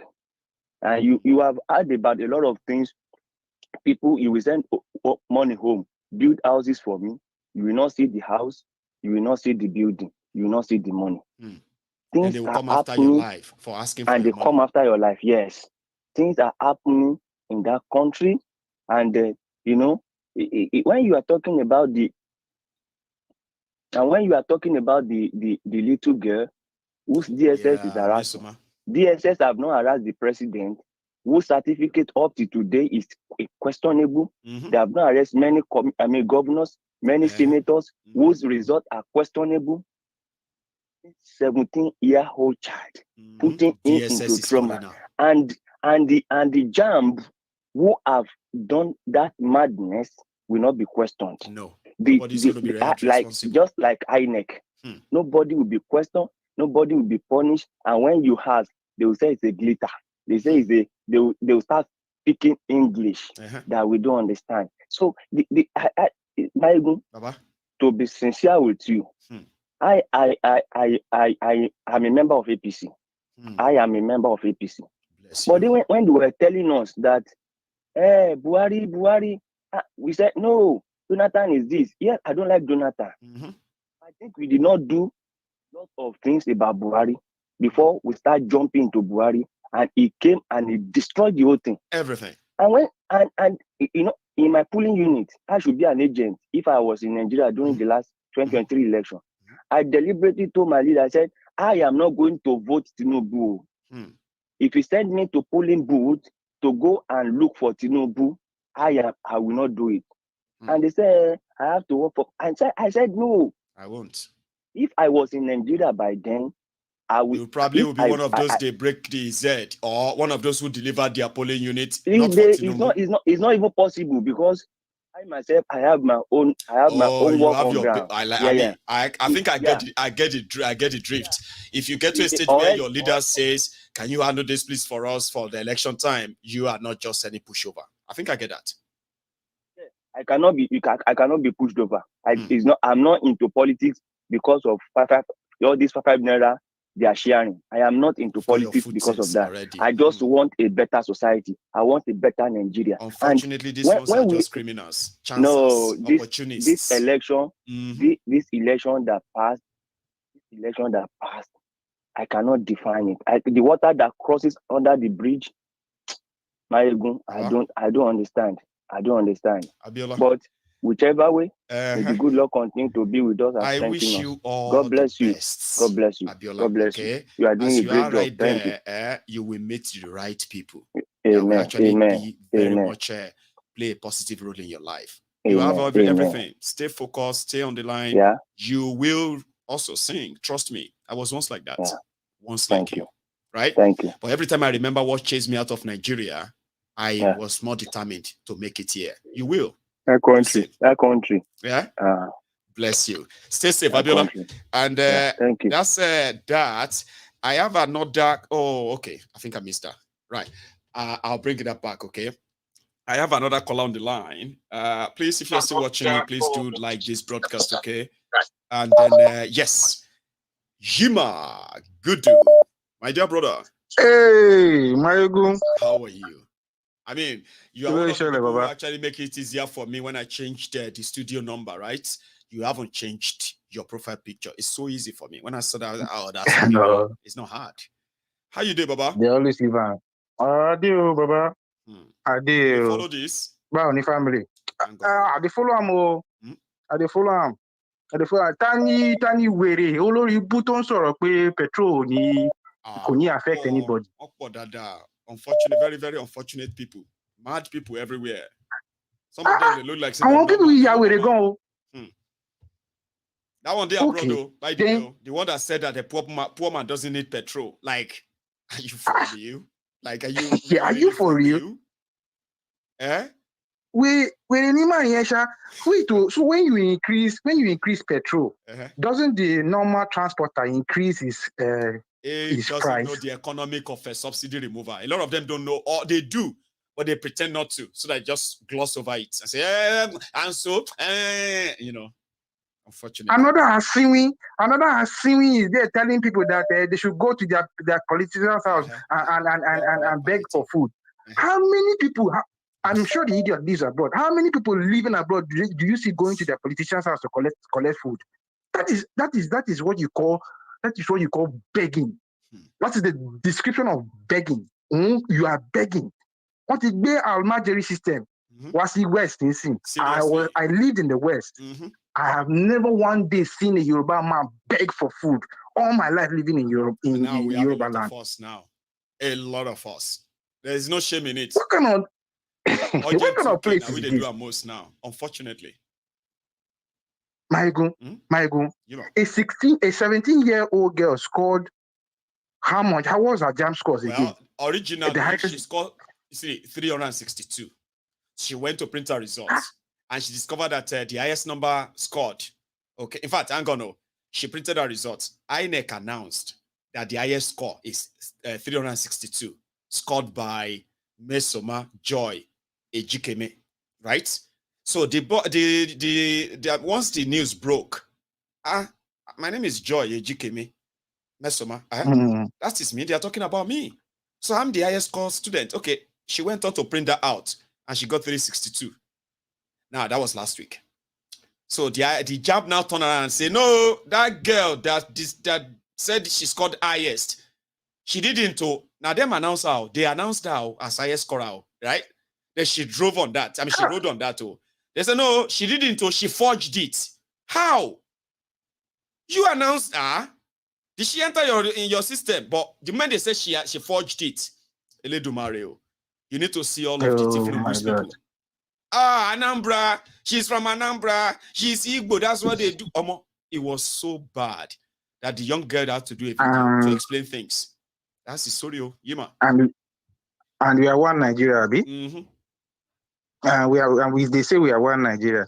If a girl like that scores that much in her JAMB, what schools are supposed to be doing in a sane country, in a country where people get sense, in a country where people sense correct, this day there.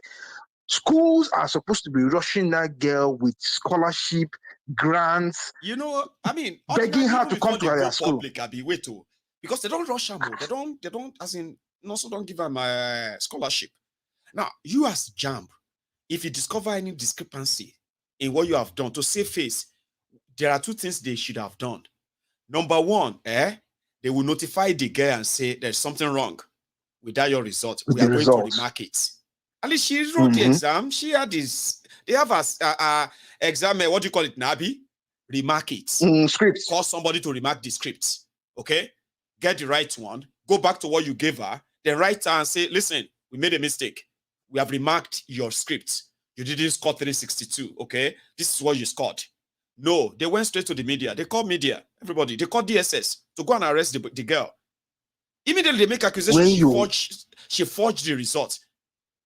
What's going on? Like, who does that? That is what happens. That is what happens when you have educated illiterates in offices where they are not supposed to be.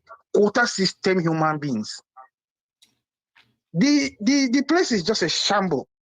As for Kolu and his people, and the ones shouting everywhere, it is hard, this is that. Oh, MRGR. But it's something we the UK said they chop our own because cost of living is going up. We cannot be sending you 10,000, 20,000, 30,000, 80,000 again. I'm thinking of how to pay my bills, electricity bills. What are they there? Council tax, they there.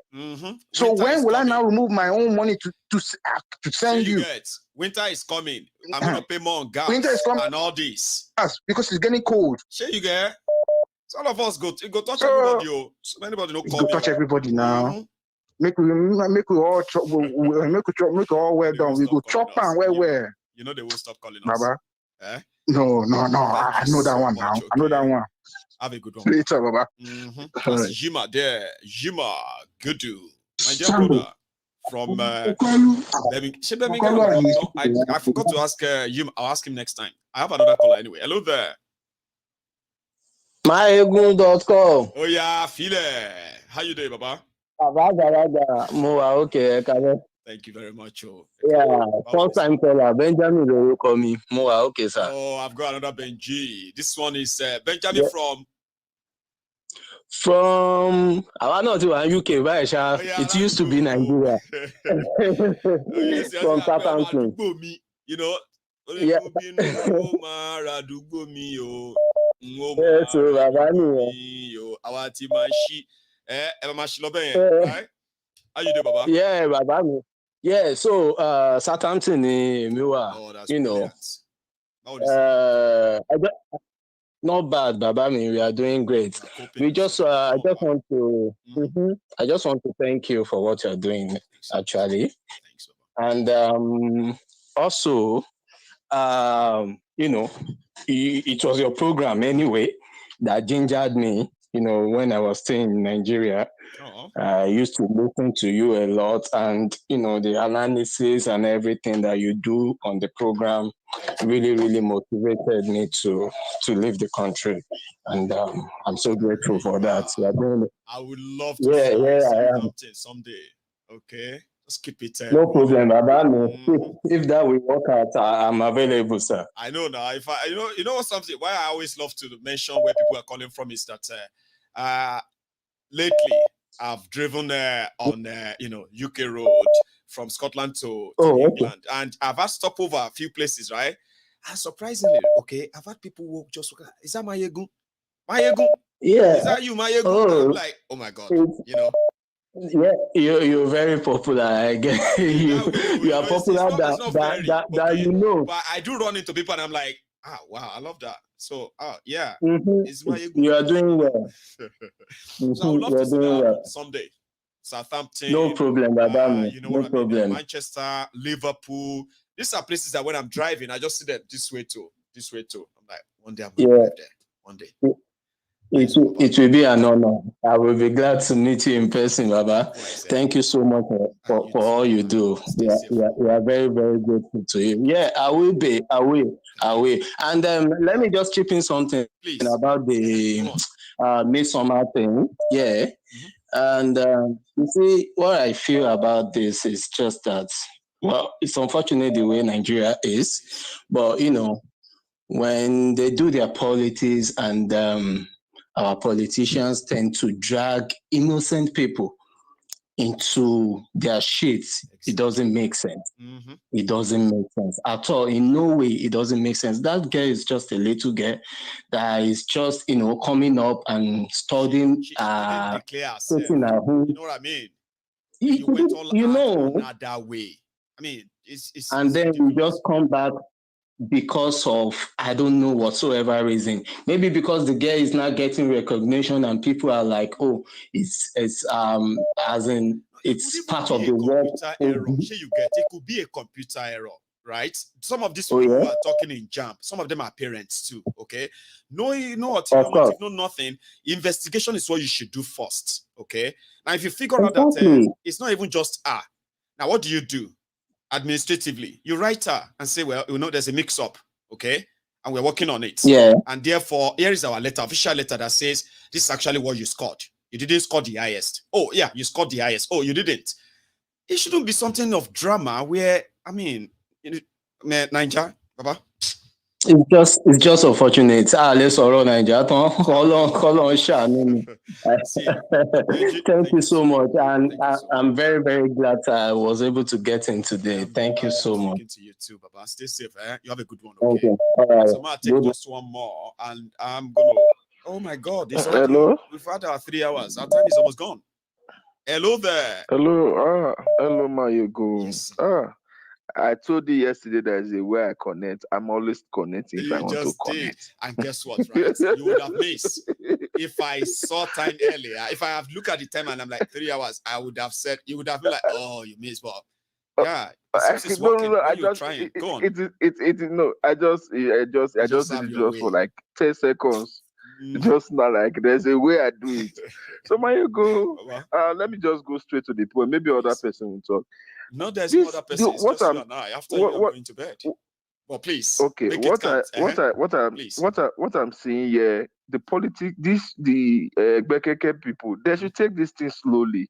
I said it yesterday because the way they are taking this thing will bring more. This, like what I told one of my friends today. I said this thing that we are seeing in Nigeria today will bring more than what even they can't even control again, because they can't control it. Now, what are they bringing politics on a little girl that they just because this is pure politics that even if anybody wants to say, like, let's just be realistic. It's pure politics because it's an Igbo girl. What do you tell me to think now? Because the girl is an Igbo girl, why did you declare the winner of the you declared that the highest scorer of your examination. You even celebrated it as JAMB. And you turned around and you said she forged it. Come on. Okay, now and look at what the girl is saying. And people are scanning and they are seeing Yoruba name there. What do you expect Nigerians to say? They say it's tribalistic. They want to put a Yoruba person as that person. No, that's true. No, let's be realistic. These people should take this thing slowly because because what they will get from this thing if they don't take time. Sudan will be even better than Nigeria. I'm telling you, because this thing, because everybody is angry. Both the economy is done, everything is done, and they should take this thing slowly because they are supposed to be bringing ways to cushion Nigerians to bring down, like we are one. Yes, let's come together as this person. Let's stop this ethnicity and religious bigotry that they are putting in everybody. Even today, I had a brother. He was telling me that there's nothing they can't remove a president. A president is already there. There's nothing. I said nothing can change in Nigeria. I said, don't you know? I said, okay, these are things that are in the court. If the court cannot do this, he said, forget court that they can bribe. I said, can you bribe things that are evidence that are already be collected from the court? Okay, let's see as our court, our Nigerian courts, we even rule if it goes exactly. well. Let's just see. Maybe you know what people are not saying is, I might say this one. What people don't understand is this: these people who claim to have been the winner, right? They are scared that if the court says Obi and Atiku didn't win, Tinubu win, they are scared that people are going to march on the streets. Okay. Yes. Then on the other hand as well, they are also kind of worried that if the court should go and rule and say Obi win, they will enter the streets. Do you see the problem? Yes. Here? Tinubu people are saying they believe that Obi and his people are not going to accept the court judgment. But what if the court now says Obi win? Would they accept it when they are already threatening people that Igbos want to remove a Yoruba man like they did to Abiola? Yes, you are in court. Something like that. What do you think they are doing in court? The court is to remove him now. Why do you have to turn it to Yoruba Igbo? So they are already preparing that, Baba. That if the court says Tinubu didn't win, they are already going to start the same thing they are accusing Obi of. That Obi is going to do if the court doesn't. You know what I mean? It's a mess. So the only thing now, it's a film. Everybody just need to calm down and see what will happen. If they will tell me today that I don't need to go to school so I can be, if Tinubu results, why do you want I can be president or governor, why would I want to go to school? Why would I put my kids to school? Why would I tell my kids to go to school? Why would I tell you I can be an Agbeyo tomorrow and I can make it? I can be a big chief tomorrow. If I can carry guns, I can make it. So there's no need of doing those things. You can understand. I can be a drug baron. And I'll give you another scenario. I'll give you another scenario before we go to Nigeria, which is happening right now in Enugu, right? Yeah. When PDP reached Enugu, okay, the guy Umba, he went to court. The guy no get certificate, don't get anything, right? He went to court. In one of the certificates, is NYSC passing out a certificate that they issued, which shows that he attended NYSC. This guy faked his NYSC pass out a certificate, right? Okay. And then he now sued NYSC. The NYSC cannot come to court and say that paper na fake. Court should say. Okay. So court now ruled that NYSC must not go to court to testify that certificate is fake. If NYSC send anybody go there, court go send that person go jail. Go back. So the tribunal now said, since we don't have anybody to prove that this is fake, we cannot say it's fake. Yes. Therefore, we are taking it as evidence. It's original. It's happening right now as you are watching this video. Right now. They stop NYSC from going to testify that it is, it's mental. No, if APC do not take time, like what you normally say maybe Tinubu will be the last they will self-destruct. It's a matter of time. They will self-destruct. Because they are not taking this thing easy. Tinubu is supposed to be talking about reconciliation now. Just like even Buhari that time, Buhari still did some kind of things that reconciled. We know it was not like normal. Like it's supposed to be reconciliation. Cure the wounds, the wounded people. Okay, let's come together to build a good nation. Everything should be showing. Not dividing it more, not giving us more like go to hell. We have won. Nothing you can do. So, let me leave you. You have tried. Thank you. Thank you, my brother. Thank you. I appreciate. I told you that you make it worth it, so you did. Thank you so much. Okay. Yes. Okay. Thank you, man. Okay. You have a good one. Okay. Thank you. So that's a good one, and that's where we're going to draw it tonight. Okay. I really do wish that those who reported my Facebook as dangerous individual, organization, or whatever, and Facebook shut my video down and removed my video. They did remove it. They've removed my broadcast. And they've banned me for a month. But I'm going to go on my new Facebook anyway. So I hope they won't come back here to YouTube and do same. Whatever it is, I always know that, like I told you before, right? My grandfather kind of always said, tell me back then that if you really want to enjoy life and live an impactful life, all you have to do is to make sure that in your mind, consider every day as your last. Therefore, see it as an opportunity to make a positive impact. So every day on Mayegun's Diary Political is considered a blessing, okay? And until they turn around and come after us on YouTube, right? The truth will never change or mix. It will always be the same. And of course, me, Mayegun, As long as I breathe, every day I take it as my last, not in a bad way, but at least consider it as a day that is not wasted without making an impact in the life of the people. So the same with my YouTube channel and my other channels too. Every day is taken as an opportunity to make a difference. If I can make one person think right and do right, then I have fulfilled my calling. So thank you to all of you who've always been like around, staying with me, guiding and all of that. I'm glad I'm speaking to the new people. The people who have been like old time on Mayegun's diary, political, but never caught. It's all making sense. I am going to see you some other time. But remember, don't go to bed without liking this. I mean, if you enjoyed it, don't go to bed without liking this.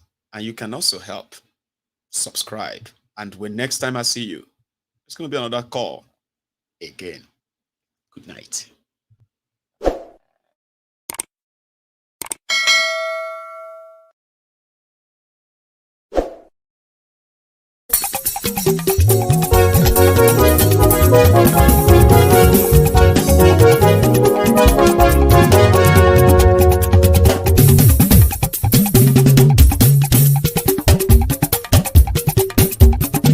Mayegun làwa mọ̀ làmọ̀ tó dòdòdò. Mayegun diary Nayibi #1. Mayegun làwa mọ̀ làmọ̀ tó dòdòdò. Mayegun diary Nayibi #1. Mayegun ti dé o ọ̀rẹ́ ara ìlú. Mayegun diary Nayibi #1. Lórí Facebook, lórí YouTube. Mayegun diary Nayibi #1. Gbogbo bó ṣe ń lọ ni Mayegun já wa sí. Mayegun diary Nayibi #1. Àṣírí ọ̀jẹ̀lú kì í bò níbẹ̀ o. Mayegun diary Nayibi #1. Bó bá ṣe eré àní Mayegun máa wí. Mayegun diary Nayibi #1. Ó sì tún ṣe eré wàá gbọ́ níbẹ̀ o. Mayegun diary Nayibi #1. Mayegun diary politico. Mayegun diary Nayibi #1. Godfatherism kò sí lọ́rọ̀ Mayegun. Mayegun diary Nayibi #1. Ẹ farabalẹ̀ sẹ́ o kẹgọ́rọ̀ lẹ́nu o. Mayegun diary Nayibi #1. Àní Mayegun làwa mọ̀ tó dòdòdò. Mayegun diary Nayibi #1.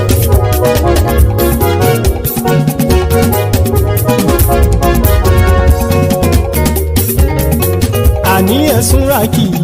Mayegun ti dé. Mayegun ti dé. Ọ̀jẹ̀lú ẹ̀sùn ràkì. Mayegun ti dé. Àní ẹ̀sùn ràkì. Mayegun ti dé. Lórí Facebook.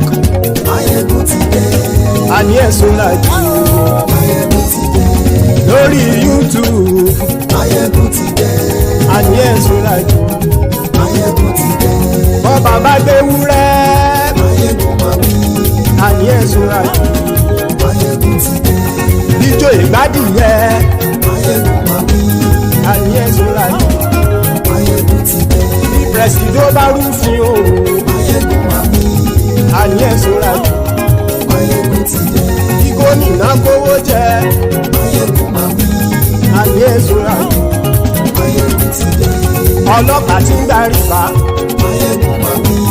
Àní ẹ̀sùn ràkì. Mayegun ti dé. Aṣòfin tí ń rúfin o. Mayegun máa wí. Àní ẹ̀sùn ràkì. Mayegun ti dé. Òpùrọ́ olóṣèlú. Mayegun máa wí. Àní ẹ̀sùn ràkì. Mayegun ti dé. Ọ̀jẹ̀lú ẹ̀sùn ràkì. Mayegun ti dé. Àní ẹ̀sùn ràkì. Mayegun ti dé.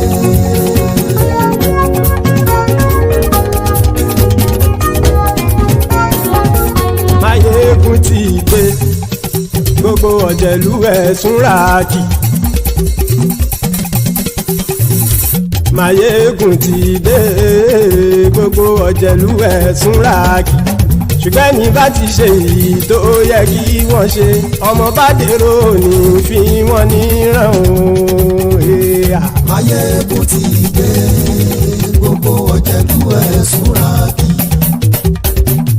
Máyégún ti dé gbogbo ọ̀jẹ̀lú ẹ̀ súnra kí.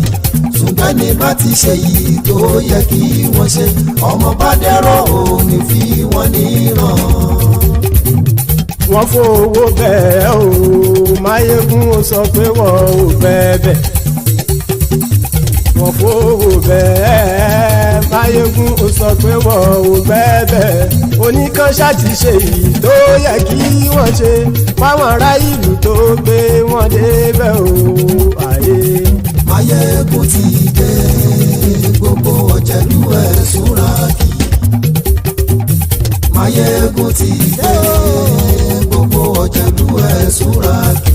Ṣùgbọ́n ní má ti ṣe yìí tó yẹ kí wọ́n ṣe ọmọ bá dẹ́rọ̀ òní fi wọ́n níran. Ha! Kì máa yí ṣe eré ọ̀rọ̀ yìí kì í ṣe ẹ̀fẹ̀. Kì máa yí ṣe eré ọ̀rọ̀ yìí kì í ṣe ẹ̀fẹ̀. Ẹni bá ti lè lẹ́bọ̀ lẹ́rù o ọmọ bá dèrò kàṣàyè tú wọn síta. Máyégún ti dé gbogbo ọ̀jẹ̀lú ẹ̀ súnra kí. Máyégún ti dé gbogbo ọ̀jẹ̀lú ẹ̀ súnra kí. Ṣùgbọ́n ní bá ti ṣe yìí tó yẹ kí wọ́n ṣe ọmọ bá dẹ́rọ̀ òní fi wọ́n níran. Tẹnitẹni ọmọ Máyégún ọ̀rẹ́ ara ìlú mọ̀mọ́ ni mo fọlọ́run sọ ẹ̀ bá kìlẹ́bù lóòótọ́ olódodo ìlú ọ̀tá ìlú mọ̀mọ́ ni ìwọ ṣá máa ń ṣọ́ra kò sì mọ́ bẹ̀rù bọ́tà ń lè rí bóníṣègùn lé káwọn mọ̀mọ́ fi ṣera wọn ni ó ti dẹrùn tí wọn ò gbọ́dọ̀ sì mọ́ bẹ̀. èèpo ọ̀bọ lọmọ bá dérò tàjẹ́ ò gbọ́dọ̀ jẹ́ ó ti dọba lórí àbínú ẹni kò sì mọ́ bùyà àìsíwọ́lu ní ẹnìkẹ́ ìgbódì ẹyin lábàrá o ó kó ẹni tó bá dán wò á kàmù. Máyégún ti dé gbogbo ọ̀jẹ̀lú ẹ̀ túnra kì. Máyégún ti dé gbogbo ọ̀jẹ̀lú ẹ̀ túnra kì o. Ẹni bá ti ṣe yìí tó yẹ kí wọ́n ṣe ọmọ bá dèrò òní fi wọ́n níran o. Máyégún ti dé gbogbo ọ̀jẹ̀lú ẹ̀ súnra kí. Máyégún ti dé gbogbo ọ̀jẹ̀lú ẹ̀ súnra kí. Ṣùgbọ́n ní bá ti ṣe yìí tó yẹ kí wọ́n ṣe ọmọ bá dẹ́rọ̀ òní fi wọ́n níran.